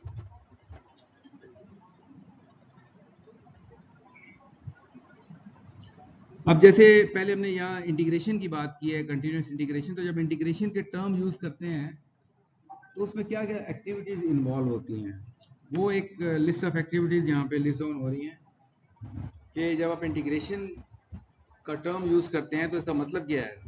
इसका मतलब यह है कि आप डिफरेंट डेटाबेसेस को इंस्टॉल कर रहे हैं या कॉन्फ़िगर कर रहे हैं, आप टेस्ट डेटा को लोड कर रहे हैं, आप कोड को कंपाइल कर रहे हैं, लाइब्रेरी कोई थर्ड पार्टी लाइब्रेरीज है उनको लिंक कर रहे हैं साथ, फिर आप एक्सटर्नल सर्विसेज कोई जो हैं कहीं थर्ड पार्टी से कोई सर्विसेज ली हुई हैं उनको बीच में आपने जो जो सर्विसेज चाहिए जो जिन पे डिपेंडेंसी है आपकी उनको आप साथ इंटीग्रेट कर रहे हैं, और आप कॉन्फ़िगरेशन फाइल्स हैं उनको आप मैनेज कर रहे हैं, उनको भी साथ डॉवटेल कर रहे हैं, और उसके बाद टेस्ट को रन कर रहे हैं। ये सारा चीज़ें लिंक करने के बाद टेस्ट रन कर रहे हैं। तो इंटीग्रेशन बाय इटसेल्फ काफ़ी बड़ा एक प्रोसेस होता है, आपने काफ़ी सारे काम करने होते हैं इसके अंदर इंटीग्रेशन में। और जब कंटिन्यूस इंटीग्रेशन की हम बात करते हैं तो हम क्या चाह रहे होते हैं, हम ये चाह रहे होते हैं कि हमारे जो बग्स हैं वो अर्ली आइडेंटिफाई हो जाएं और उनको हम अर्ली रिजॉल्व कर लें। जितना अर्ली रिजॉल्व करेंगे उतना हमारा प्रोसेस एफिशिएंट होगा और रैपिड हो जाएगा। तो कंटिन्यूस इंटीग्रेशन क्या है? Every code change automatically triggers a build and test of entire system. जैसी कोई चेंज आती है ऑटोमेटिकली पीछे सर्वर्स के बिल्ड प्रोसेस और टेस्ट प्रोसेस रन होना शुरू हो जाता है। इसलिए टर्म कंटिन्यूस आ रही है बीच में कि जैसी कोई नई कोड आएगा ऑटोमेटिकली उसको बीच में इंटीग्रेट करने का प्रोसेस शुरू हो जाएगा, क्योंकि स्क्रिप्ट लिखे हुए हैं। वजह यही है, आपने मैनुअली कुछ नहीं करना। काम कैसे करता है? It code pulls from the repository, for example GitHub है, गिटहब से कोड पुल होगा और कोड की जो पुल है वही ट्रिगर हो जाएगी। अगर कोड कोई चेंज हुआ है और आपने डाला है रिपोजिटरी में, जैसे ही गिटहब में अपलोड किया है उसमें कोई चेंज आई है, तो कोड की जो पुल है रिपोजिटरी से वो ट्रिगर हो जाएगी और मैसेज चला जाएगा इंटीग्रेशन सर्वर को। इंटीग्रेशन पूरे वो जो 7-8 स्टेप है हमारे, उनको 1 by 1 एग्जीक्यूट करना शुरू कर देगा और आपका नया वर्जन जो है वो बिल्ड कर देगा।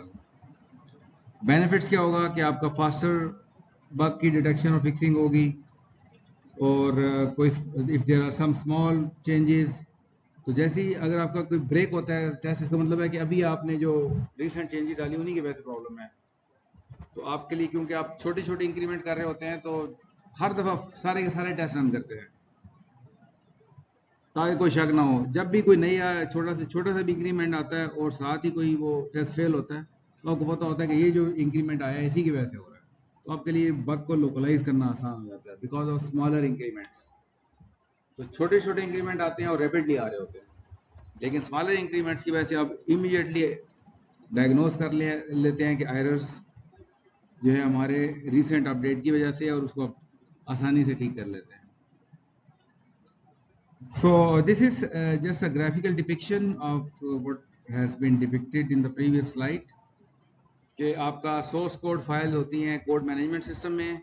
जैसी कोई चेंज आती है, ट्रिगर इनिशिएट होता है, तो आपका जो सर्वर है, इंटीग्रेशन सर्वर, वो चीज़ें गेट कर लेता है, गेट करके उसको कंपाइल और बिल्ड कर देता है। कुछ साथ कोई डेटा बेस फाइल ऐड करनी है, लाइब्रेरीज ऐड करनी है, कॉन्फ़िगरेशन फाइल ऐड करनी है, वो भी साथ उसको डॉवटेल करता है, और उससे क्या होता है कि ये एक एग्जीक्यूटेबल सिस्टम बिल्ड करके तैयार करता है, और फिर उसके बाद ऑटोमेटिकली उस पर टेस्ट केसेस रन होने शुरू हो जाते हैं। टेस्ट केसेस रन होने शुरू हो जाते हैं। अगर टेस्ट केसेस पास हो जाते हैं तो it will move towards it will become a deployable system। तो फिर अगला प्रोसेस शुरू किया जा सकता है।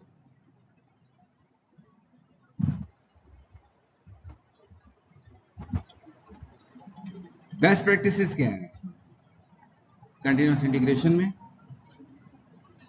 आपकी कोशिश होनी चाहिए कि कोई भी बिल्ड ब्रेक ना हो, क्योंकि जैसी बिल्ड ब्रेक होगी हाल्ट हो जाएगा। आप जो भी आपका इंक्रीमेंट आया, आप उसको टेस्ट केसेस तो फेल होता है, तो इसका मतलब है आपकी बिल्ड ब्रेक हो गई है।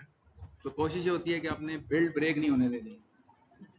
उसकी वजह से फिर हम ये करते हैं, एक अप्रोच यूज की जाती है which is called integrate twice approach. Integrate twice approach में ये होता है कि आप पहले लोकली इंटीग्रेट करते हैं अपने पूरा सिस्टम को। यानी एक डेवलपर जो है, इसीलिए हम जब गिट की इन्वायरमेंट हमने लेक्चर देखा था, तो सुबह क्या करता है, डेवलपर आता है तो सारा का सारा कोड अपना पुल कर लेता है, फिर काम शुरू कर देता है उस पर, अपनी टेस्टिंग सारी करके लोकल रिपोजिटरी पे, उसके बाद वो फिर अपलोड करेगा। हो सकता है कि अब उसने अपलोड करने से पहले एक दफ़ा दोबारा नई बिल्ड को पुल करें, देखिए अब लेटेस्ट जो भी मेरे पास इंफॉर्मेशन आई हुई है उससे साथ ये कोई टेस्ट केस मेरा फेल तो नहीं हो रहा। अगर टेस्ट फेल नहीं हो रहा तो फिर वो पुश करेगा। तो एक दफ़ा उसने अपनी लोकली सारा सिस्टम इंटीग्रेट करके देख लिया, पूरे का पूरा सिस्टम उस पर डेस्कटॉप पे भी अपने पास अवेलेबल होगा। उसको पहले अपना पूरी तसल्ली कर लेगा कि मेरे कोड की वजह से लोकली इंटीग्रेट हो रहा है सक्सेसफुली या नहीं हो रहा। अगर हो रहा है तो फिर वो उसको पुश करेगा गिटहब पे, जहाँ पे फिर रिमोट इंटीग्रेशन का जो प्रोसेस है वो शुरू हो जाएगा। वो वहाँ ऑलरेडी अपनी ऑटोमेशन की हुई है रिमोट इंटीग्रेशन में, वो तो ऑटोमेटिकली शुरू हो जाएगी जैसे ही पुश करेंगे। लेकिन लोकल इंटीग्रेशन में आप जो डेवलपर है वो खुद अपना साथ साथ वो उसको टेस्ट केसेस रन करके देखता रहेगा। तो this is called integrate twice approach.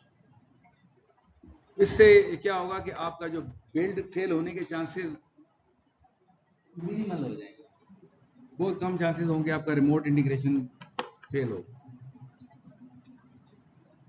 Benefits ये होगा कि you are going to get faster feedback because you can identify and fix the integration issues very early, और आपकी डेवलपमेंट कंटिन्यूस हो रही है, you are keeping your main code base healthy and working, क्योंकि आपने लोकली सारे bug remove करके फिर पुश किया उसको, तो जो मेन कोड बेस है जो गिटहब पे पड़ी हुई है वो it will 99% time it will be healthy and working, तो आपके बाकी ऑटोमेटेड प्रोसेसेस में इशू नहीं आएगा। टीम का कॉन्फिडेंस भी इंक्रीज हो जाएगा, बिकॉज जब भी आप कोई नई चेंज आप अपलोड करेंगे टेस्ट करके, तो आपको ये होगा दिल में कि जी ये जो है ना मैंने कुछ ना कुछ कंट्रीब्यूट करके जा रहा हूँ।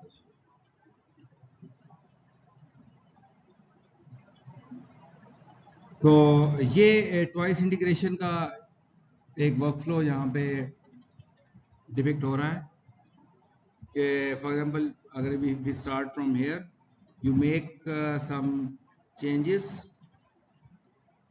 टू द कोड, उसके बाद आप लोकल चेंजेस को लोकल रिपोजिटरी में कमिट करते हैं, लोकल रिपोजिटरी गिट पे, और उसके बाद आप चेंजेस पुल करते हैं, लेटेस्ट चेंजेस गिट आपसे पुल किया आपने सेंट्रल रिपोजिटरी से, और वो चेंजेस आपने मास्टर ब्रांच में पिक कर ली, ये हो सकता है आपने सेपरेट एक ब्रांच बनाई हुई हो, फिर आप क्या करेंगे लोकल ब्रांच और मास्टर ब्रांच को मर्ज करके देखेंगे, मर्ज करने के बाद क्या करेंगे उसको कंपाइल और बिल्ड करेंगे, बिल्ड करके फिर आप एक एग्जीक्यूटिव सिस्टम आ जाएगा, फिर आप उसके टेस्ट रन करेंगे, ये लोकल टेस्ट है, लोकल टेस्ट रन करेंगे उसके ऊपर, अगर तो टेस्ट सारे पास हो जाते हैं it means that your executable test सारे पास हो गए, तो ये आप now you will going to push your code to the central GitHub repository, लेकिन अगर टेस्ट केस आपका फेल हो जाता है तो पहले आप अपना लोकल अपना वो बग रिमूव करने की कोशिश करेंगे।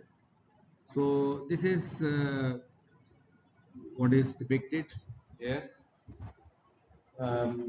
a process of local integration, locally integrate कर लेते हैं फिर उसको पुश करते हैं कोड को।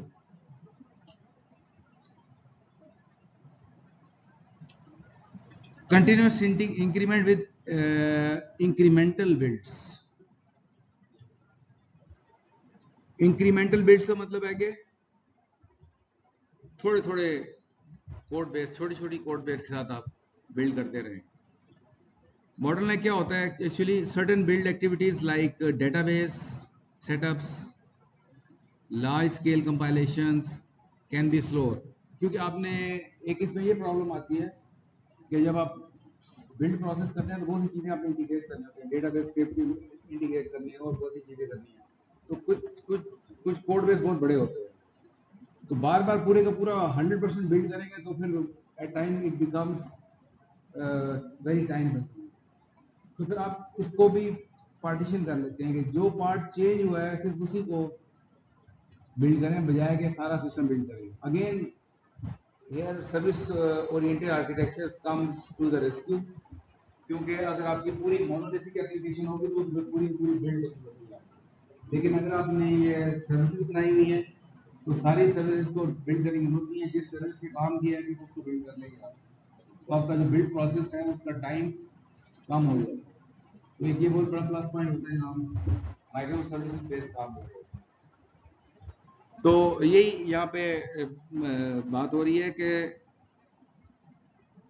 Database setups, large scale compilations की वजह से आपका बिल्ड स्लो हो सकता है, so the solution is incremental builds, only rebuild the part of the system affected by the code changes, तो जो पार्ट कोड चेंजेस पे इफेक्ट हुआ सिर्फ उसी को बिल्ड करें और कंपाइल करें, not the entire system, so it drastically reduces the build time उसकी वजह से आपका बहुत कम हो जाएगा, but it can only be done if you are doing some service oriented architecture based application development कर रहे हैं, तो फिर ये काम आसानी से कर सकते हैं।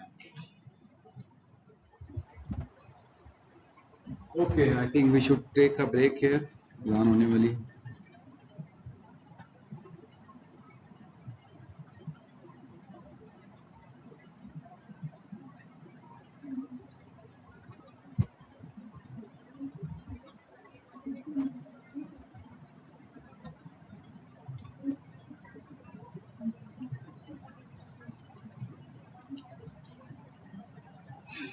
अच्छा जी, कंटिन्यूस इंटीग्रेशन को हमने थोड़ा सा डिस्कस किया था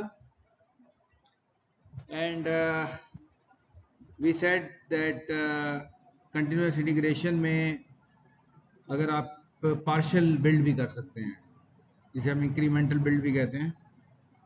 अगर हमने टाइम हमने रिड्यूस करना है बिल्ड टाइम, तो हम वो जो पार्ट अफेक्टेड है सिर्फ उसी को बिल्ड कर लें। Now coming on to second ingredient of the continuous build process, that is continuous delivery.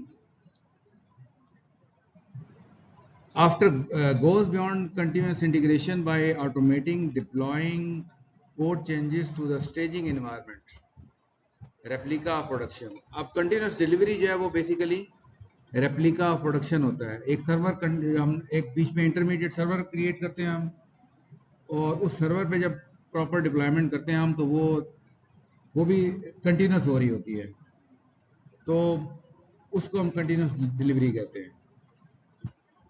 इसका फायदा क्या होता है? It ensures that system is always in deployable state, क्योंकि जहां सारे बग्स क्लियर होंगे, सारे टेस्ट क्लियर होंगे, तो वो अगली डिप्लॉयबल स्टेट में होगा। लेकिन यहाँ पे अगर पिछला कोई वर्जन पड़ा हुआ है तो वो डिप्लॉयबल स्टेट में ही पड़ा हुआ होगा टिल दैट टाइम। अगर नया बिल्ड डाला है और वो उसके टेस्ट फेल हो गया, तो मतलब it is not in a deployable state, तो वो डिप्लॉय इस सर्वर पे भी डिप्लॉय नहीं होगा टिल दैट टाइम आप उसको दोबारा सारे टेस्ट पास नहीं करते। तो इसमें इसकी जो स्टेट जो होगी कि ये इसमें हर वक्त जो भी बिल्ड पड़ा हुआ होगा वो डिप्लॉयबल स्टेट में ही पड़ा होगा, और ये इंटरमीडिएट स्टेज है। It includes more thorough testing and production like environment. तो इसकी जो एनवायरनमेंट होती है it is just like a production server, इसलिए हम जो भी काम कर रहे हैं उसमें टेस्ट कर रहे होते हैं, हमें श्योर होता है कि ये प्रोडक्शन एनवायरनमेंट में, प्रोडक्शन सर्वर पे भी ऐसे ही बिहेव करेगा। और अगला जो स्टेप आ जाता है दैट इज कंटिन्यूस डिप्लॉयमेंट, जो कि which is related to the production server. तो this is next level of automation where successful changes in staging are automatically release to the production, क्योंकि जैसे ही सारे टेस्ट पास होंगे तो ट्रिगर उसको हो जाएगा अगले सर्वर पे डिप्लॉय करने का, ट्रिगर मिल जाएगा उसको ऑटोमेटिकली, और वो डिप्लॉयमेंट सर्वर पे फॉर कंटिन्यूस डिप्लॉयमेंट का साइकिल शुरू हो जाएगा। It enables rapid delivery for new features and fixes to users by but requires high degree of confidence in your testing and automation process. तो जब यहाँ पे प्रोडक्शन सर्वर पे चीज अवेलेबल होती है तो इट मींस वो यूजर को अवेलेबल हो गई है। तो इसलिए आपका जो इंटरमीडिएट स्टेज है, कंटिन्यूस डिलीवरी वाली स्टेज, वहाँ पे आपका जो भी प्रोसेस बना हुआ है वो बड़ा सॉलिड होना चाहिए। आपको कोई शक नहीं होना चाहिए कि यहाँ पे जब चीज़ पास हो रही है तो वो डिप्लॉयमेंट सर्वर में कोई मसला होगा। इसका पास होने का मतलब ये है कि वो इतना आपका सिस्टम सॉलिड है, प्रोसेस सॉलिड है वहाँ पे बिल्ड प्रोसेस, कि वो आप कॉन्फिडेंस के साथ डिप्लॉयमेंट इंश्योर कर सकते हैं। तो ये इस चीज़ का मतलब है।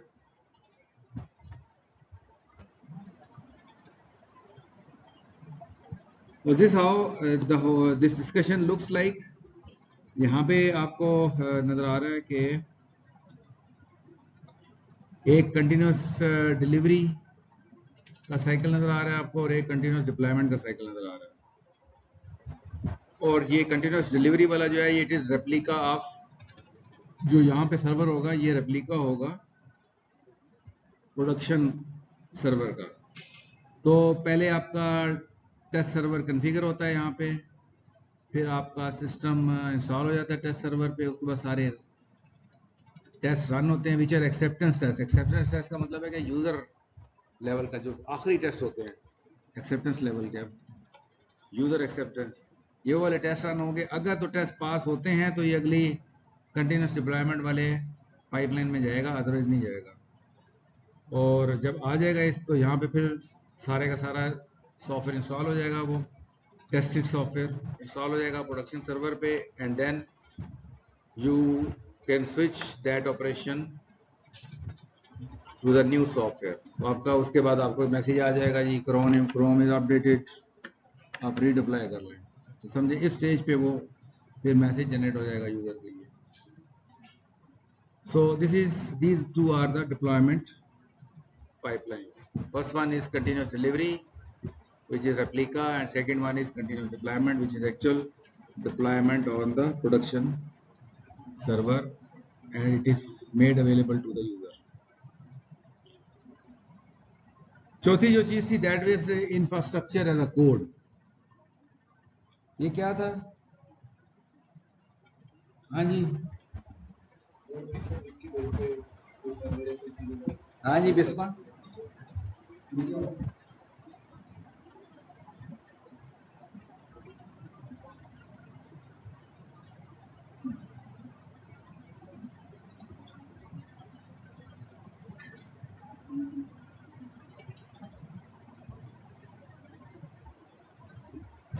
जी क्या होता है इंफ्रास्ट्रक्चर?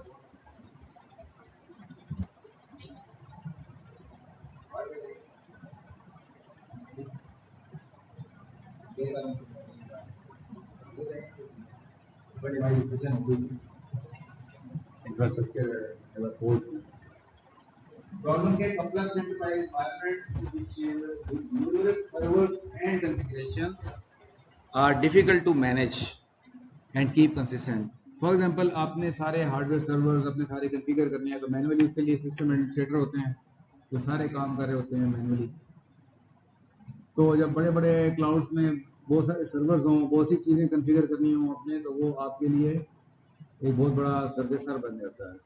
तो इंफ्रास्ट्रक्चर एज अ कोड ये होता है कि आप स्क्रिप्ट लिखते हैं तो स्क्रिप्ट आपका वर्चुअल इंफ्रास्ट्रक्चर पूरा क्रिएट कर सकते हैं. उसमें सर्वर हो सकते हैं, सर्वर के अंदर रैम, सीपीयू, फायरवॉल्स, राउटर्स, सारी चीज़ें आपके स्क्रिप्ट से जनरेट हो जाती हैं वर्चुअली, और वो आपका एज अ वर्चुअल सर्वर बन जाता है. उस पर फिर आपका सॉफ्टवेयर डिप्लॉय होता है. तो इंफ्रास्ट्रक्चर को we write that infrastructure as a code and then we run it. This is the concept of infrastructure as a code. और जब हम ऑटोमेशन की बात करते हैं कि जी हम कहते हैं कि DevOps environment should be automated, तो ऑटोमेशन में हम ये चाहते हैं कि हमारा जो इंफ्रास्ट्रक्चर क्रिएट करने का प्रोसेस है वो भी ऑटोमेटेड होना चाहिए. For that we use some tools की एग्जांपल लिखी हुई हैं, Puppet, Chef, Ansible, Terraform. These are few examples of some tools which can generate infrastructure from the code. इनके अपने syntax है, हर टूल का सेपरेट syntax है. तो कोई एक टूल सीखना होता है if you intend to work as a in DevOps environment. तो अगर ये Puppet का आगे मैं दिखाता हूँ आपको. अब हो क्या रहा है बेसिकली, एक स्क्रिप्ट लिखा होगा हमारे पास और उस स्क्रिप्ट को एक जो कॉन्फ़िगरेशन मैनेजमेंट टूल होगा जो पीछे मैंने एग्जांपल बताई है वो उसको रन करेगा उस स्क्रिप्ट को, और जितने वर्चुअल सर्वर्स हम क्रिएट करना चाहेंगे ऑन अ फ्लाई वो क्रिएट कर देगा. और this is a sample Puppet manifest code. इसमें देखें ये एक छोटा सा कोड मैंने डाला just for giving you example. It is creating a virtual machine using libvirt module, और ये सर्वर का नाम है my server. It ensure present image कहाँ पे, ये इसकी इमेज वर्चुअल सर्वर की किस जगह पे सेव होगी. आर्किटेक्चर है 86, 84, 64 जो विंडोज आपका ये इसका इंटेल का आर्किटेक्चर है. Memory 2048, 2 GB RAM, virtual CPU 2 virtual CPUs और बाकी कुछ कॉन्फ़िगरेशन है. तो इस तरीके से हम हर चीज़ की कॉन्फ़िगरेशंस लिख देते हैं किसी टूल के अंदर, और जब हमने उसको जब ज़रूरत होती है हम उसको रन करके इंफ्रास्ट्रक्चर डिप्लॉय कर लेते हैं. फ़ायदा क्या होगा? अगर आपको मैनुअली करना पड़े तो बड़ा ही मुश्किल है कि आप एक ही इन्वायरमेंट, कॉम्प्लेक्स इन्वायरमेंट उसी तरह रेप्लिकेट कर सकें. वेरी डिफिकल्ट, नहीं हो सकता. मैनुअली आपने कॉन्फ़िगर करना है, कोई एक्टिव डायरेक्टरी सेटअप करनी है, मुख्तलिफ उसके अंदर डोमेन सर्वर्स क्रिएट करने हैं, कुछ भी करना है, लेकिन मैनुअली करने में कुछ ना कुछ फर्क रह जाएगा. तो आप because of the script you can create easily you can easily create identical environments. इसी तरह कोई उसमें चेंजेस करनी है, उस इन्वायरमेंट ठीक नहीं है, कोई मसला है, उसको रोल बैक कर लें. उस इन्वायरमेंट में कोई चेंजेस करनी है, वो आप जहाँ जहाँ रेप्लिकेट करनी है वहाँ पे उसको रेप्लिकेट कर दें. तो ये एक बहुत बड़ी उससे हमें एडवांटेज मिल जाती है. बिजनेस वैल्यू क्या बनती है इसकी? ऑब्वियसली आपकी मैनुअल एफर्ट के मुकाबले में इसकी कॉस्ट बहुत कम होगी. मैनुअली काम करने में और एक स्क्रिप्ट लिखा हुआ है उसको रन करने में आपकी कॉस्ट नीचे आएगी, आपका रिस्क कम हो जाएगा, क्योंकि आप अनएक्सपेक्टेड इश्यूज नहीं होंगे बिकॉज ऑफ मैनुअल वर्किंग, क्योंकि आपको पता है जो स्क्रिप्ट लिखा है उसके मुताबिक ही मेरा इंफ्रास्ट्रक्चर क्रिएट होगा. So these are two great benefits of infrastructure as code. कुछ कैरेक्टरिस्टिक्स हैं इसकी, like visibility. Everyone can view the and understand the infrastructure. क्यों, कैसे?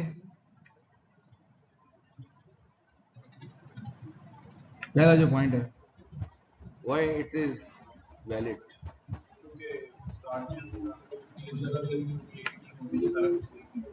क्या जी? नहीं, वो चक्कर ये है कि आपका पूरा इंफ्रास्ट्रक्चर एज अ स्क्रिप्ट की फॉर्म में पड़ा हुआ है. वो तो स्क्रिप्ट तो कोई भी पढ़ सकता है ना, क्योंकि आपको ट्रांसलेट हुआ हुआ ऑलरेडी एक डॉक्यूमेंट की फॉर्म में इंफ्रास्ट्रक्चर पूरा. तो आप देख सकते हैं अच्छा क्या इंफ्रास्ट्रक्चर हमने डिप्लॉय किया हुआ है, बजाय कि फिजिकली जाके उसको देखें. तो आप आसानी से आप any team member can see that script, उसको पता होगा क्या इंफ्रास्ट्रक्चर डिप्लॉय है. रिप्रोड्यूसिबली इजीली, क्योंकि स्क्रिप्ट है आपके पास, इजीली जब रिप्रोड्यूस करना चाहें उसको कर सकते हैं. तो बिल्कुल एग्जैक्टली जो आप चाहेंगे वही चीज़ वो क्रिएट हो जाएगी. रिलायबिलिटी, क्योंकि आपका मैनुअल वर्किंग की जो एरर्स हैं वो एलिमिनेट हो जाएंगी, तो आपका जो पूरा प्रोसेस है वो रिलायबल हो जाएगा. और रिकवरी भी होगी इन केस आप उसको रोल बैक करना चाहते हैं, जस्ट लाइक एनी सॉफ्टवेयर. तो आप उसको आसानी से रोल बैक करके पुरानी स्टेट कोई करना चाहते हैं वो कर लें, नई स्टेट पे लेके लाना चाहते हैं वो सारे काम, क्योंकि स्क्रिप्ट है तो आप ये सारे आपको फैसिलिटी अवेलेबल हो जाएगी. अच्छा जी, तो अब ये हमने जो सारी डिस्कशन की है that was related to the automation. Automation में हमने कंटिन्यूस इंटीग्रेशन देखा, कंटिन्यूस डिलीवरी, कंटिन्यूस डिप्लॉयमेंट और कोड एंड इंफ्रास्ट्रक्चर. जो 4 इंग्रेडिएंट्स थे वो हमने सारे देखे, दो फॉल अंडर ऑटोमेशन. अब जो तीसरा मेजर इंग्रेडिएंट है, पहला कोड मैनेजमेंट का, फिर था आपका ऑटोमेशन का. जो third major ingredient is that is measurement. क्योंकि एक सिंपल असूल है मैनेजमेंट का कि इफ यू कांट मेजर और monitor you can not control. आप कोई चीज़ें कंट्रोल नहीं कर सकते, अगर आपको कुछ नजर ही नहीं आ रहा तो क्या कंट्रोल करें. तो आप मेजरमेंट और मॉनिटरिंग जो है that is basically a theme behind controlling everything. तो आप जितनी इंफ्रास्ट्रक्चर है उसकी डिप्लॉयमेंट है, हर चीज़ को कंट्रोल करने के लिए आपको मेजरमेंट चाहिए, और मेजरमेंट का प्रोसेस भी ऑटोमेटेड होना चाहिए, ताकि आपको लाइव आपकी डेटा के ऊपर आपके डैशबोर्ड्स पे डेटा आ रहा हो और आपको पता हो कि कौन सी साइट डाउन हो गई है, कौन सी सर्विस डाउन हो गई है, कौन सी सर्विस की परफॉर्मेंस जो है वो अच्छी है, किसकी परफॉर्मेंस अच्छी नहीं है, कहाँ पे कोई आपका नेटवर्क पॉइंट चोक हो रहा है. ये सारी चीज़ें आपके डैशबोर्ड पे आनी चाहिए. वो तभी होंगी रियल टाइम, तभी आएंगी जब आप लाइव रियल टाइम लॉग्स ले रहे होंगे, उन लॉग्स के ऊपर समरीज जनरेट हो रही होंगी और उनके ऊपर डैशबोर्ड्स बन रहे होंगे, और नोटिफिकेशन वगैरह जो आप डिसाइड करेंगे वो जनरेट हो रही होगी. तो again measurement is that's why we say that is you are fueling your continuous improvement process with the help of measurement. So why measure? To optimize your DevOps processes for faster, higher quality software delivery. तो इसमें दो की matrices suggest किए हैं from researcher from IBM. ये एक process related matrices बड़ी important है, और दूसरी सर्विस रिलेटेड. ये प्रोसेस भी इंप्रूव करना है हमने और सर्विसेज भी इंप्रूव करनी है.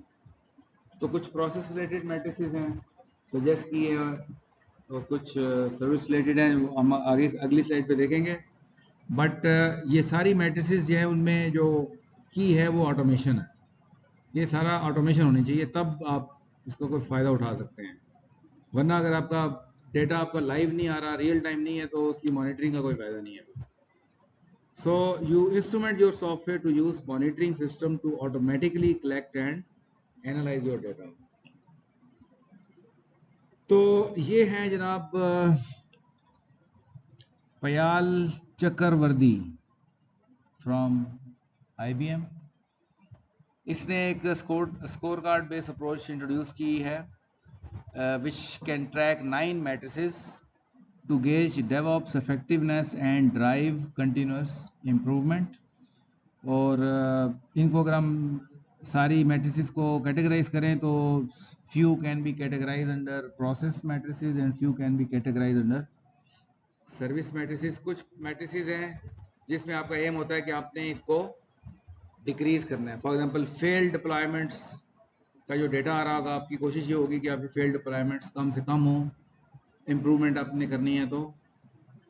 और मीन टाइम टू रिकवरी, आप कोशिश होगी कि कम से कम टाइम, और अगर एक दफ़ा फेल हो जाता है तो रिकवर करने का टाइम आपका कम से कम हो।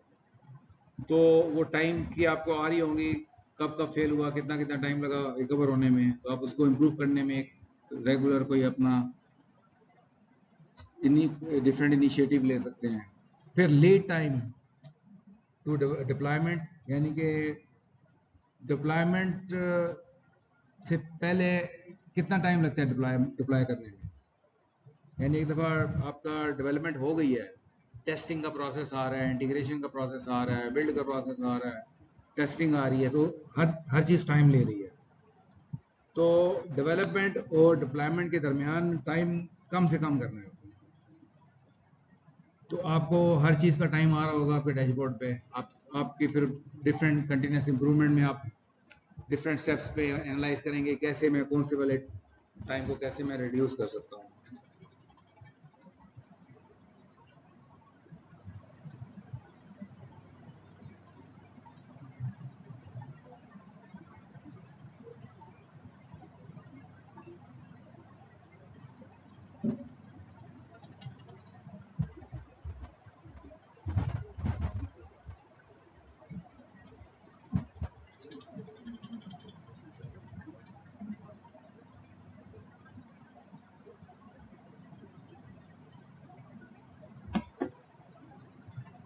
इस तरीके से कुछ चीज़ें हम इम्प्रूव करने की कोशिश कर रहे होते हैं। डिप्लॉयमेंट फ्रिक्वेंसी हम बढ़ाना चाह रहे हैं कि हमारी जितनी फ्रिक्वेंसी बेहतर होगी, इसका मतलब हमारा प्रोसेस एफिशिएंट हो गया। और लाइन ऑफ कोड शिफ्ट, इसकी कोई फ्रिक्वेंसी हो सकती है, कितना ज़्यादा से ज़्यादा कोड हमने प्रोडक्शन एनवायरनमेंट में ले गए। शिफ्ट का टर्म यूज़ होती थी जब एक्चुअली सॉफ्टवेयर को भेजा जाता था, लेकिन अब तो शिफ्ट की टर्म यूज़ होती है बेसिकली डिप्लॉय करने के साथ में। फिर सर्विस मैट्रिसेस हैं कुछ, कस्टमर कंप्लेंट्स, हमारी कोशिश होगी कम से कम हो कस्टमर कंप्लेंट्स, ठीक है। फिर क्या चीज़ें सर्विस रिलेटेड इंप्रूव करना चाहेंगे, अवेलेबिलिटी, आप चाहेंगे कि ज़्यादा हो, आपकी एप्लीकेशन की परफॉर्मेंस बेहतर हो, नंबर ऑफ नए कस्टमर्स कितने हैं, कस्टमर्स ने ज्वाइन किया है, ये चीज़ इम्प्रूव करने की तरफ हमारी कोशिश होगी। तो एक पूरा अगर आपकी प्रॉपर मॉनिटरिंग हो रही है रियल टाइम, तो you can have a very good chance to continuously improve your application in all aspects, process point of view से भी, सर्विस पॉइंट ऑफ व्यू से भी। तो ये उसकी ग्राफिकल डिपिक्शन है, आपको ऊपर नजर आ रहा है कि ये सारे मैट्रिसेस प्रोसेस के मैट्रिसेस हैं, और ये नीचे जो आपको नजर आ रहा है ये सर्विसेज मैट्रिसेस हैं। अब इसके लिए ये जरूरी है कि हमारा जो सॉफ्टवेयर है उसके कंटिन्यूस लॉग्स बन रहे हैं। जो मैट्रिसेस हमने बनानी है उनके कंटिन्यूस लॉग्स जो हमारा है वो जनरेट हो रहे हों। जैसे नजर आ रहा है एक सॉफ्टवेयर एग्जीक्यूट हो रहा है, उसके लॉग जनरेट हो रहे हैं, लॉग एनालाइजर में आ रहा है, वो एनालाइज करके डैशबोर्ड्स पे डेटा को डैशबोर्ड जनरेट कर रहा है।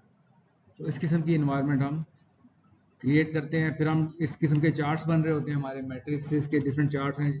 फॉर एग्जांपल अवेलेबिलिटी है, ये आपको नजर आ रहा है कि जी वीक वाइज चार्ट बना हुआ है कि वीकली हमने क्या इम्प्रूवमेंट किया है, डिप्लॉयमेंट फ्रिक्वेंसी हम ऐसा ऐसा बेहतर कर रहे हैं, हमारे कस्टमर की कंप्लेंट्स ऐसा ऐसा हमारी कम हो रही हैं।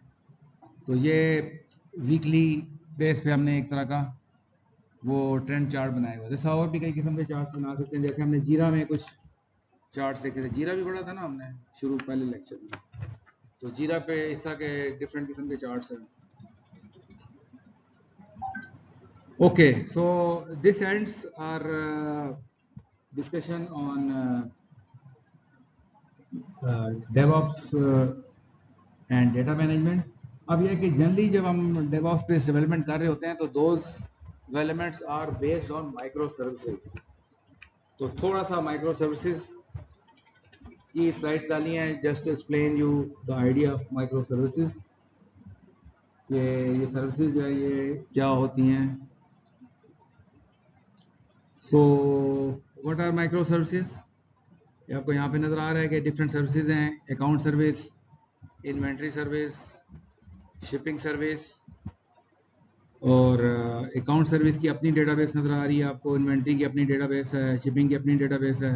जनरली ये सर्विसेज, हर सर्विस के लिए हम एक डॉकर इमेज बनाते हैं, ठीक है, फिर वो इमेजेस आपस में कम्युनिकेट करती हैं. फॉर एग्जांपल मोबाइल डिवाइस नजर आ रही है आपको, आमतौर से होता है एक एपीआई गेटवे होता है, क्लाइंट एपीआई गेटवे को एक्सेस करता है, एपीआई गेटवे डिसाइड करता है कि उसके पास सारा नॉलेज होता है कि उसने आगे कौन सी एपीआई को रिक्वेस्ट भिजवानी है. एपीआई गेटवे एक बड़ा इंपॉर्टेंट इसमें कॉन्सेप्ट होता है, और इस तरीके से चीज़ें चल रही होती हैं. तो architecture, it is an architecture style for building application. Different architecture style है माइक्रो सर्विसेज का. It's collection of small and independent services. तो जैसे बताया कि सर्विसेज बहुत छोटी छोटी सर्विसेज बनाई जाती हैं, इसलिए हम कहते हैं कोहेसिव होती हैं सर्विसेज, और एक ही पर्पस सॉल्व करी होती हैं. जैसे हम कंपोनेंट की बात करते हैं, क्लास की बात करते हैं कि ये क्लास एक ही काम करती है, वही कॉन्सेप्ट यहाँ पे भी है, एक सर्विस एक तरह की काम करेगी. तो उससे आपका जो है कोहिजन बढ़ जाती है, कोहिजन का जो कॉन्सेप्ट है, और आपकी लेटर ऑन उसको सर्विसेज को सेपरेटली की सर्विस को अपने अपग्रेड करना है, आसानी से कर सकते हैं, स्केल करना है उसको स्केल कर सकते हैं. एक सर्विस पे लोड ज़्यादा है उसको रेप्लिकेट करना है, तो इस किस्म के सारे काम, बहुत सारी आपको फ्लेक्सिबिलिटी आ जाती है. A service focuses on single business capability. जैसे मैंने आपको बताया, it communicates via light weight protocols like HTTP REST. HTTP को मैंने थोड़ा सा एक्सप्लेन किया था आपको कि आमतौर से सर्विसेज जब इनका कम्युनिकेशन का जो स्टैंडर्ड बन गया दैट इज रेस्ट बेस्ड, और रेस्ट के जो 4 मेथड्स हैं वो यूज होते हैं, और रेस्ट के सारे जो मेथड हैं HTTP प्रोटोकॉल पे काम कर रहे होते हैं. तो rest is sort of architecture, और HTTP जो है ये प्रोटोकॉल है जो वो यूज करता है रेस्ट. फायदा क्या है? स्केलेबल होती हैं, आप किसी भी एक सर्विस को स्केल कर सकते हैं एज पर द नीड्स. अगर उस पर लोड कोई ज़्यादा आ रहा है, स्केल अप कर सकते हैं, स्केल डाउन कर सकते हैं. रिजिलियंस बढ़ जाती है आपकी, आपकी सारी सर्विसेज एक वक्त में फेल नहीं होंगी. तो एक सर्विस फेल हो जाएगी आप उसको, लेकिन पूरी पूरी एप्लीकेशन एक ही वक्त में फेल नहीं होगी, तो आपका जो सिंगल पॉइंट ऑफ फेलियर का कॉन्सेप्ट होता है वो आप अवॉइड कर सकते हैं, क्योंकि every service is executing separately. आपकी एजिलिटी बढ़ जाती है आपकी, क्योंकि आमतौर से हर सर्विस डेवलप करने के लिए एक सेपरेट डेवलपर होता है, तो आपका डेवलपमेंट पैरेलल में हो रही होती है, सारी सर्विसेज पैरेलल में डेवलप हो रही होती हैं, इस वजह से आपका डेवलपमेंट फास्ट हो जाती है. देन यू हैव फ्लेक्सिबिलिटी, जो हमने, आप ज़रूरी नहीं है कि सारी सर्विसेज एक ही लैंग्वेज में लिखें, एक ही प्लेटफॉर्म में यूज़ करें. ये बहुत बड़ी एक फ्लेक्सिबिलिटी है. You can use different technologies. किसी को पाइथन का डेवलपर है तो वो पाइथन में काम कर रहा है, कोई जावास्क्रिप्ट का है जावास्क्रिप्ट में काम कर रहा है, कोई जावा का है जावा का, क्योंकि हर लैंग्वेज में आप फैसिलिटी अवेलेबल है कि आप माइक्रो सर्विसेज क्रिएट कर सकते हैं, और मेंटेन भी आराम से कर लेंगे आप, तो इसलिए मेंटेनेबिलिटी भी बेहतर होगी, because these are small code bases. ठीक है जी, एनी क्वेश्चन?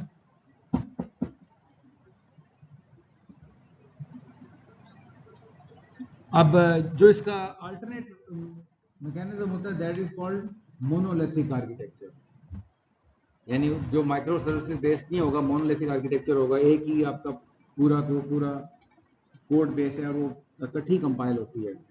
तो उससे एक तरह का कंपैरिजन ये स्लाइड बता रही है in terms of scalability, resilience, agility, technology choice and maintainability.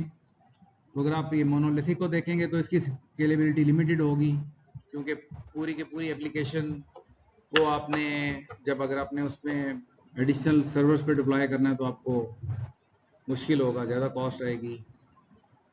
Monolithic में सिंगल पॉइंट ऑफ फेलियर होगा, इसमें डेवलपमेंट प्रोसेस साइकिल स्लो होगी, क्योंकि पूरी एप्लीकेशन बड़ी है, उसकी इंटरनल डिपेंडेंसीज बहुत सारी होंगी, टेक्नोलॉजी चॉइसेस लिमिटेड हो जाएंगी, आपके पास ज़्यादा नहीं होंगी। और आपने अगर एक टेक्नोलॉजी पकड़ लिया, जावा पकड़ लिया, तो जावा में काम करना पड़ेगा आपको, मल्टीपल लैंग्वेजेस नहीं यूज़ कर सकते आप। और मेंटेनेबिलिटी ऑब्वियसली इसकी मुश्किल होगी, क्योंकि बहुत बड़ी कोड बेस है जिसको आपने मेंटेन करना है। तो ये थोड़ा सा इनका आपस में कंपैरिजन आ गया। जो माइक्रो सर्विसेज के की कॉन्सेप्ट्स हैं, एक तो एक लो कपलिंग है और हाई कोहेजन है। ये बुनियादी प्रिंसिपल है। ये क्यों अचीव हो रहा है हमारा लो कपलिंग और हाई कोहेजन? क्यों जी? अनमोल, अनमोल ही नाम है ना। लो कपलिंग और हाई कोहेजन कैसे अचीव हो रहा है, क्यों अचीव हो रहा है, वजह क्या है? ये सिस्टम आर्किटेक्चर में भी हमने कॉन्सेप्ट्स पढ़े हैं, डिजाइन पैटर्न वगैरह के नहीं पढ़े? नहीं पढ़े। लो कपलिंग हाई कोहेजन क्या होता है जी?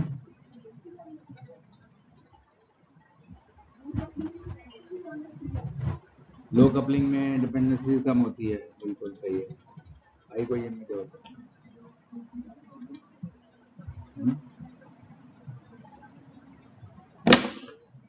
अच्छा जी, low coupling and high cohesion. For example there are different micro services. ठीक है, हम ये कहते हैं कि जो एक माइक्रो सर्विस है इट शुड डू सिंगल एक काम करने के लिए, इसका मतलब है कि जो भी वो सेल्फ कंटेन्ड है, तो जो एक काम करना है उस काम के लिए लेकिन लॉजिक उसके अंदर नहीं है। ठीक है, तो हम इसको ये कहते हैं कि ये कोहेसिव, जिस काम के लिए इसको बनाया है वो काम करने की रिक्वायर्ड फंक्शनैलिटी उसके अंदर है, और किसी से फंक्शनैलिटी नहीं चाहिए। तो ये कॉन्सेप्ट है, कॉन्सेप्ट ऑफ हाई कोहेजन के। आप जो फंक्शनैलिटी है कि जो चीज इंग्रेडिएंट्स हैं दे आर हाईली कोहेसिव। ठीक हो गया। अब कपलिंग ये होती है कि फॉर एग्जांपल ये सर्विसेज पे डिपेंडेंट है, तो एक कपलिंग वन ये सर्विसेज पे भी डिपेंडेंट है, इस पे भी डिपेंडेंट है कपलिंग वन। टोटल इसकी कपलिंग कितनी होगी? तीन। कपलिंग जितनी ज्यादा होंगी उतना आपके लिए मैट्रिक्स करनी मुश्किल हो जाएगी, क्योंकि अगर इसकी टीम पे डिपेंडेंसी है तो मतलब है कि टीम को चेंज करने से पहले इसको हमें, अगर इसमें चेंजेस की कमी से आगे रिव्यू करना पड़ेगा, इसमें कोई चेंजेस की को रिव्यू करना पड़ेगा, इसमें चेंजेस की को रिव्यू करना पड़ेगा, इसमें चेंजेस की को रिव्यू करना पड़ेगा, बिकॉज ये जीरो पे डिपेंडेंट है। तो क्या मतलब आपकी मेंटेनेंस एफर्ट बढ़ जाएगी, सारा कोड इसको भी आगे देखेंगे आप, क्योंकि इस पे डिपेंड करता है। इसमें चेंज का वो देखना पड़ेगा, चेंज कहीं कोड ब्रेक तो नहीं करेगा। तो कपलिंग जो है, ये कपलिंग कोशिश होती है कि कपलिंग जो है वो कम से कम, coupling between different services it should be as low. आप ये नहीं कह सकते कि जीरो, आप कहते हैं कम से कम हो, क्योंकि कपलिंग तो चाहिए, क्योंकि अदरवाइज तो आप इसमें कम्युनिकेट ही कर सकते हैं। लेकिन कपलिंग अगर उसी से कम्युनिकेट करना है तो एक ही कपलिंग हो, पता चले सिग्नल भी और दो तीन क्लासेस है, हर क्लास के लिए अलग आपने कॉल कर रहे हैं, तो फिर विद इन वन कॉर्पोरेट वाला मिशन की बातें तो यहाँ से हर बात को सेपरेटली कॉल करना है। इसके साथ ये रेटिंग भी नहीं बना सकते हैं। तो डिजाइन आपका बुरा करना बड़ा आसान है, डिजाइन को खराब करना बहुत आसान है। तो आपकी जो डिजाइन होता है it is an intellectual effort जिसकी बेस पे आप अपना डिजाइन बनाते हैं। और डिजाइन की दो चीजों को ख्याल रखा जाता है कि आपके जो कंपोनेंट्स हैं उनकी आपस में कम्युनिकेशन कम से कम हो। अब ये नहीं कहते कि जीरो हो, जीरो नहीं हो, लेकिन कपलिंग कम से कम। और कपलिंग कम से कम होने के लिए जरूरी होता है कि आपके जो कंपोनेंट्स हैं वो कोहेसिव हो। तो सॉफ्टवेयर की जो थ्योरी है ये कहती है कि coupling and cohesion are inversely proportional. अगर आप अपने कंपोनेंट्स की कोहेजन बढ़ाएंगे तो as a result inter inter component coupling कम होनी शुरू हो जाएगी। ठीक है जी, तो ये बहुत इंपॉर्टेंट डिजाइन के कॉन्सेप्ट हैं टू अचीव वर्क। जब कोई डिजाइन कर रहे हो तो प्रॉफिट कोशिश होती है कि आप अपनी कम से कम करें और कोहेजन को बढ़ाएं। कोहेजन बढ़ाने का मतलब है कि एक कंपोनेंट जिस काम के लिए रखा है तो उसी काम के लिए वो दो काम ना करे और वो काम खुद करे फिर पूरे का फिर डिपेंड ना करे। तो कंपोनेंट जितने छोटे होंगे उतने कोहेसिव होंगे, कॉमन सेंस की बात है। जितना उसने कम काम करना होगा उतना वो कोहेसिव होगा। लेकिन कम काम करने का मतलब है कि उसमें यही बेहतर होता है कि आप अगर छोटी माइक्रो सर्विस बना रहे हैं तो यही काम करें। जितना काम करेगा उसका रिजल्ट होगा कोहेसिव होगा, साथ ही उसकी कपलिंग भी कम होती है। ये हो गई। तो ये दो बुनियादी कॉन्सेप्ट है। तो माइक्रो सर्विसेज से हम ये दो चीजें अचीव करते हैं। माइक्रो सर्विसेज से हम ये दोनों चीजें अचीव करते हैं। फिर एपीआई गेटवे में का एक इसमें कॉन्सेप्ट होता है, ये जैसे मैंने यहाँ पे अगली स्लाइड पे बनाया हुआ है कि क्योंकि सर्विसेज फिर जब आप रीजनेबल साइज की एप्लीकेशन बनाते हैं तो फिर हंड्रेड्स में चली जाती हैं आपकी, क्योंकि छोटी छोटी फंक्शनैलिटी की आपने माइक्रो सर्विसेज बनानी है तो आपकी बहुत सारी बन जाती हैं सर्विसेज। जैसे यहाँ पे एग्जांपल है, कैटलॉग की सर्विस है, शॉपिंग कार्ट की सर्विस है, डिस्काउंट सर्विस है, ऑर्डरिंग सर्विस है। अब क्लाइंट को आप ये करते हैं कि गेटवे बनाते हैं, क्लाइंट ने सिर्फ आपके पास यूआरएल, सिर्फ इसका यूआरएल होता है गेटवे को, उसने गेटवे को बताना है। गेटवे ने फिर उसके अंदर इंटरनल लॉजिक होती है जो डिसाइड करता है कि मैंने किस को डाइवर्ट करनी है रिक्वेस्ट, कौन सी माइक्रो सर्विस को। तो उसका क्लाइंट को ये फायदा होता है, क्लाइंट को बहुत सारे यूआरएल याद रखने की जरूरत नहीं होती बिकॉज ऑफ दिस। और उसने सिर्फ एपीआई गेटवे को भेजना होता है, एपीआई गेटवे देखता है उसके कंटेंट से अंदाजा करता है रिक्वेस्ट से कि ये कहाँ मैंने भेजना है, कौन सी वाली उसको मैंने रिक्वेस्ट भेजनी है। फिर वहां से जो रिक्वेस्ट रिप्लाई वापस आएगी वो फिर गेटवे क्लाइंट को वापस भेज देगा। तो एक एपीआई गेटवे भी इंट्रोड्यूस हुए हैं जो कि ये यहाँ पे क्लाइंट बेसिकली इनका बेनिफिट होता है कि क्लाइंट की इंटरेक्शन सिंप्लीफाइड हो जाती है, क्लाइंट ने सिर्फ गेटवे से कम्युनिकेट करना है और आपकी सिक्योरिटी इंप्रूव हो जाती है, क्योंकि ये डायरेक्टली आप एक्सेस नहीं कर सकता क्लाइंट माइक्रो सर्विस को, तो सिक्योरिटी भी इंप्रूव हो जाती है। तो एपीआई गेटवे का it is a central point for client routes request to appropriate services. दूसरी चीज होती है service discovery mechanism for services to find and communicate with each other. तो अगर आप एक गेटवे टाइप कॉन्सेप्ट इंट्रोड्यूस नहीं करते तो फिर सर्विसेज क्योंकि बहुत सारे यूआरएल पड़े हुए हैं तो आपको फिर डिस्कवरी का मैकेनिज्म, डिस्कवरी सर्वर क्रिएट करना पड़ता है। डिस्कवरी सर्विस को क्लाइंट आके डिस्कवरी सर्विस को कहता है, यानी डिस्कवरी सर्विस एक अलग से बनाओ, ठीक है, इसका नाम हो गया डिस्कवरी सर्वर। यहाँ पे सर्विसेज पड़ी एमएलपी, लेकिन अब क्लाइंट यहाँ पर क्लाइंट को नहीं पता कि कौन सी सर्विस मिलेगी, उसको एक यूआरएल दिया जाता है डिस्कवरी सर्वर का, वो इसको रिक्वेस्ट करते हैं कि काम वाला काम करना है तो मुझे उसका यूआरएल दो। तो वो इस सारी सर्विस ने अपने आप रजिस्टर किया होता है डिस्कवरी सर्वर, इसके बाद इन्फॉर्मेशन होती है। अब ये इसको जब रिक्वेस्ट करते हैं तो वो किसी सर्विस का यूआरएल इसको वापस देगा। उसका यूआरएल आ जाता है कि डायरेक्टली उसके साथ कम्युनिकेट करता है। तो डिस्कवरी मैंने पहले दी है।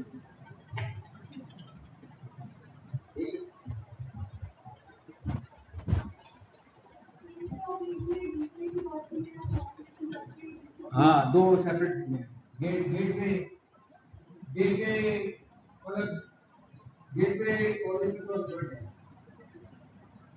एक चैनल के लिए एक और कोई नहीं सभी चैनल गेट पे भी मकसद है कि आपको यहाँ पे ये आपको इसमें सिक्योरिटी वाले मामला के होंगे तो ये डायरेक्ट कम्युनिकेट करेंगे। एक ये ऊपर ध्यान ये फोल्डर टेक्निक पुरानी टेक्निक है जिसको ये भी गेट पे आकर ये गेट पे इस्तेमाल करते जब सरल से बोल देता हूँ काम हो तो फिर गेट पे काफी कुछ के लिए हमारे तो ये फोल्डर टेक्निक है। अब गेट पे जब आगे वाले सर्विस खत्म हो गई थी गेट इससे थोड़ा सा गेट करना देना होता है। जब ये बीच में आ जाती है इसलिए बहुत सारे काम करते हैं। इनके जो आपकी जब रिमोट बैलेंसिंग भी आ सकती है गेट पे जाता है गेट पे रिमोट बैलेंसिंग भी कर देगा सिक्योरिटी की प्रोवाइड करेगा क्योंकि मिडिल ये रास्ते को बहुत मुश्किल काम भी आपको मिलेगा। तो एक समझे कि साथ सिंपलर मैकेनिज्म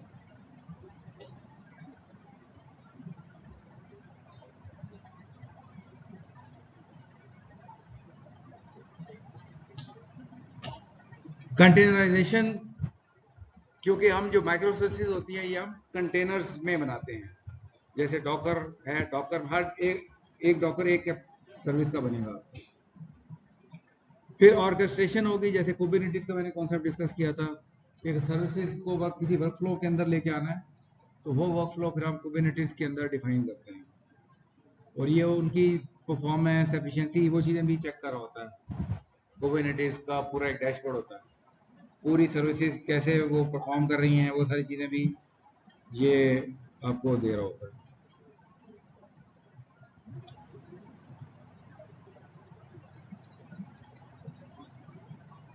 अच्छा,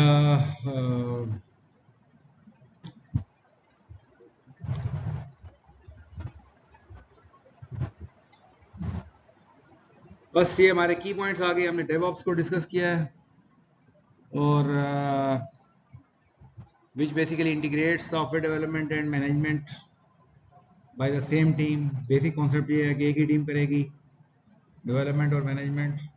बेनिफिट इसके हैं faster development, reduces quick bug fixing, it relies on source code management like Git.